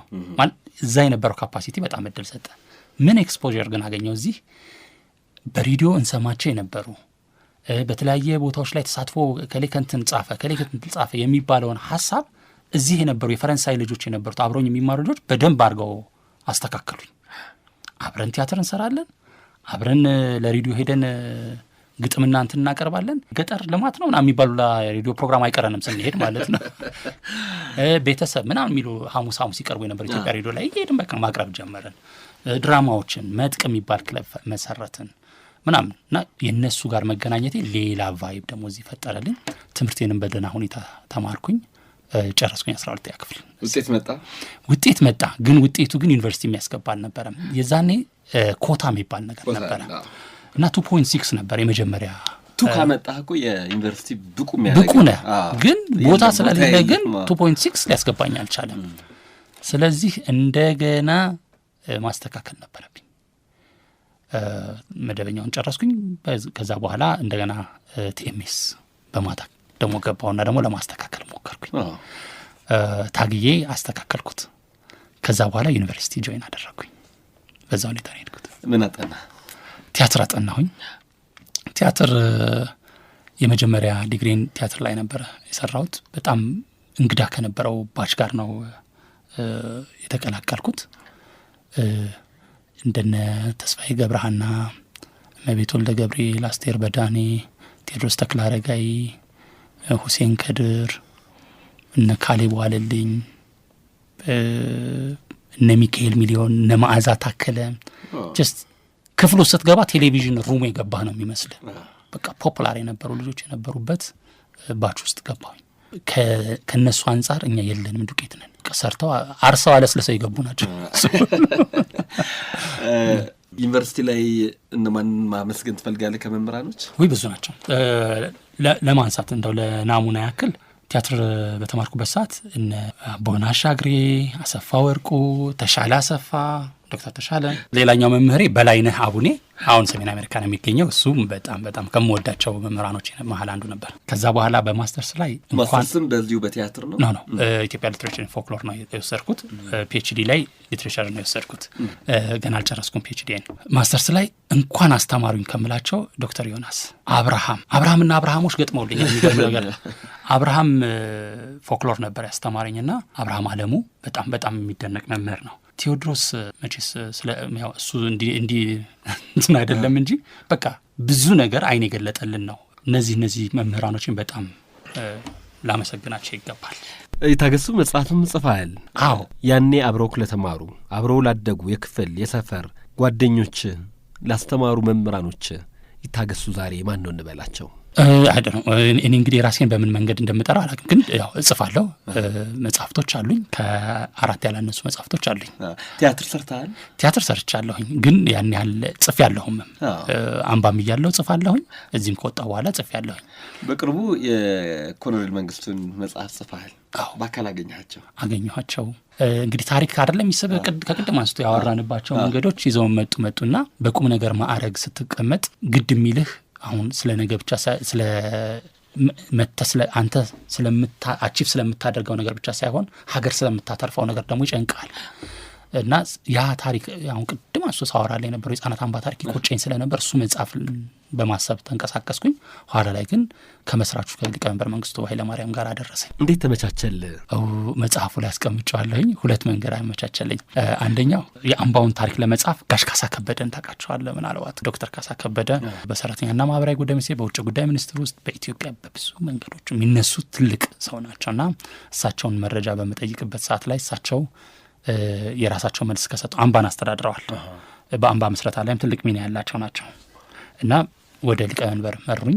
ይገናኛሉ ማለት ነው? አዎ ይገናኛሉ። ማይመስሉን ብዙ ነገሮች አሉ እዚህ ሀገር ውስጥ። እሳቸው ይገናኛሉ። ምንም እነሱ አብረው የሰሩ ናቸው። እንኳን እነሱ አብረው የሰሩት ቀርቶ ሌላም የሚገናኙ ሊኖሩ ይችላሉ እና እሳቸው አመቻቹልኝ። በወቅቱ ግን የነበረው እንትን አስፈሪ ስለነበረ የመንግስት እዚህ የኢትዮጵያ መንግስት ጋር የነበረው ከእንደዚህ አይነት ሰዎች ጋር መገናኘት የሚያመጣው ጣጣ አስቸጋሪ ስለነበረ አዘግይቼው እንደገና የእሳቸው ወንድም ዶክተር ኮሎኔል ጥላሁን ኃይለማርያም እሳቸውን አገኘው። እሳቸው ደግሞ እንደዚሁ አመቻቹልኝ። ሊቀመንበር መንግስቱ ኃይለማርያም ያሉበት ሀራሪ ድረስ ሄጄ ከእሳቸው ጋር ኦልሞስት ለ10 ቀን ነው የቆየሁት። ከነጉዞና መመለሱ የ8 ቀን ኢንተርቪው አድርጌ እንግዲህ ወደ መጽሐፍ ተለውጦ መንግስቱ ኃይለማርያም የስደተኛው መሪ ትረካዎች እየተነበበ ይመስለኛል። እንዴት ነው ኮሎኔል መንግስቱ ኃይለማርያም ያሉበት ሁኔታ? ጥሩ ይመስለኛል። የተረዳሁት ያየሁት ሁኔታቸውንም ስረዳ የሚገርሙ አይነት ሰው ናቸው። በጣም ሁሉን ነገር የሚያስታውሱ በብዛት እንግዲህ በገባይ መጠን በጣም ፍሉዌንት ሆነው ስቴፕ ባይ ስቴፕ እያንዳንዱን ከነ ኮንዲሽኑ ማስረዳት የሚችሉ ሰው ሆኖ አግኝቻቸዋለሁ። አየሩ ላይ ስለሳቸው ደጋግመን የሰማናቸው ነገሮች አሉ። እዛ በአካል ግን ያንን ነገር አላገኘሁም።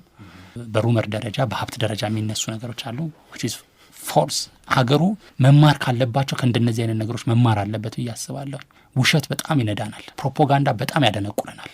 በፕሮፓጋንዳና በሪያሊቲ መካከል ያለውን እውነት መለየት ካልቻለን በቃ እንደ ህዝብ የገባንበት ውጥንቅጥ ውስጥ ለዘላለም እንኖራለን። እዛ ሄጄ ያገኘኋቸው ሰውዬ በጣም የሚያደምጡ ስሜታዊ ሲሆኑ ላመኑት ጉዳይ ስሜታዊ ሆነው ሊያናገሩ ሊነግሩ የሚችሉ ናቸው።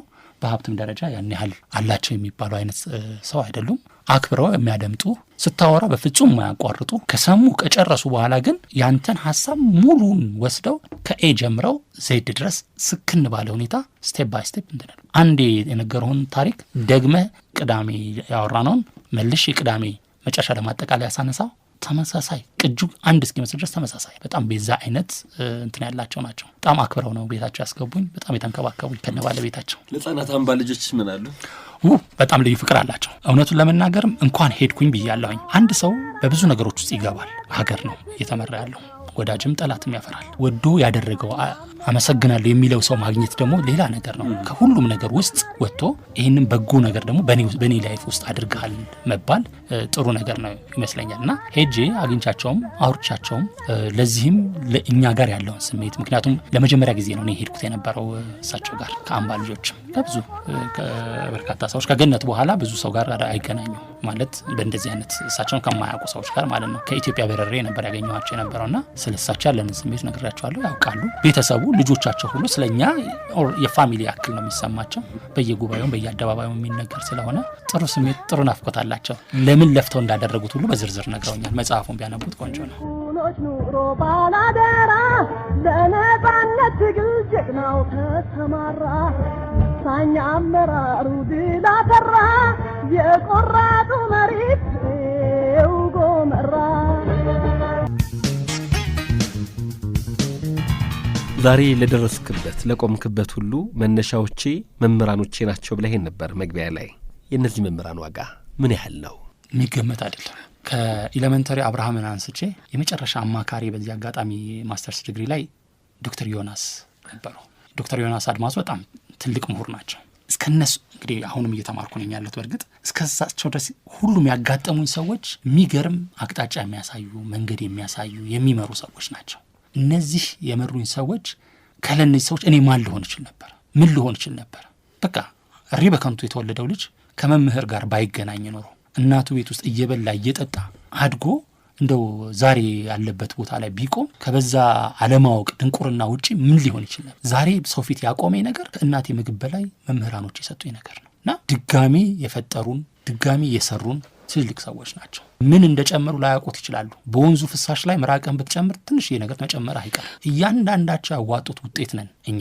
ደግሞም እያንዳንዱ መምህር የሰጠው ውጤት ነው ይሄ ሀገር። እነሱ ባይኖሩ ኖሮ ይሄም አይለም ነበር የሚለው ነገር ማሰብ ይጠይቃል። ዳግመኛ አባት ናቸው ማለት ይቀላል።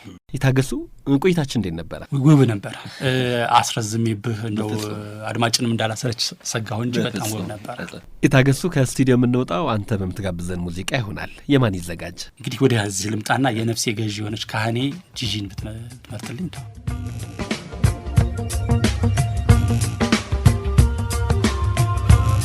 የተወደዳችሁና የተከበራችሁ አድማጮቻችን ያን ያስተማሩን መምህራኖቻችንን የምናመሰግንበት አብሮን የተማሩ የክፍልና የትምህርት ቤት ጓደኞቻችንን እንዲሁም የተማርንባቸውን ትምህርት ቤቶች የምናስታውስበት የያኔዎቹ ፕሮግራማችን የዛሬው አበቃ። የዕለቱን ዝግጅት በቀረጻው ጋሽ ደበላ ቱቲና ከድር ሽኩር እንዲሁም በቅንብሩ ደራርቱ ሰለሞን አብረውኝ ቆይተዋል። ሁሉንም አመሰግናለሁ። ሳምንት ከሌላ የያኔ መምህራቸውን ከሚያመሰግኑ እንግዳ ጋር ጠብቃችኋለሁ። ግርማ ፍስሐ ነኝ። ይህ የያኔዎቹ ፕሮግራማችን ነበረ። በቃላት ድርድር በሙዚቃ ቃና ስሜት ስታብራራ ነፍሴ ስታጣራ አየውኝ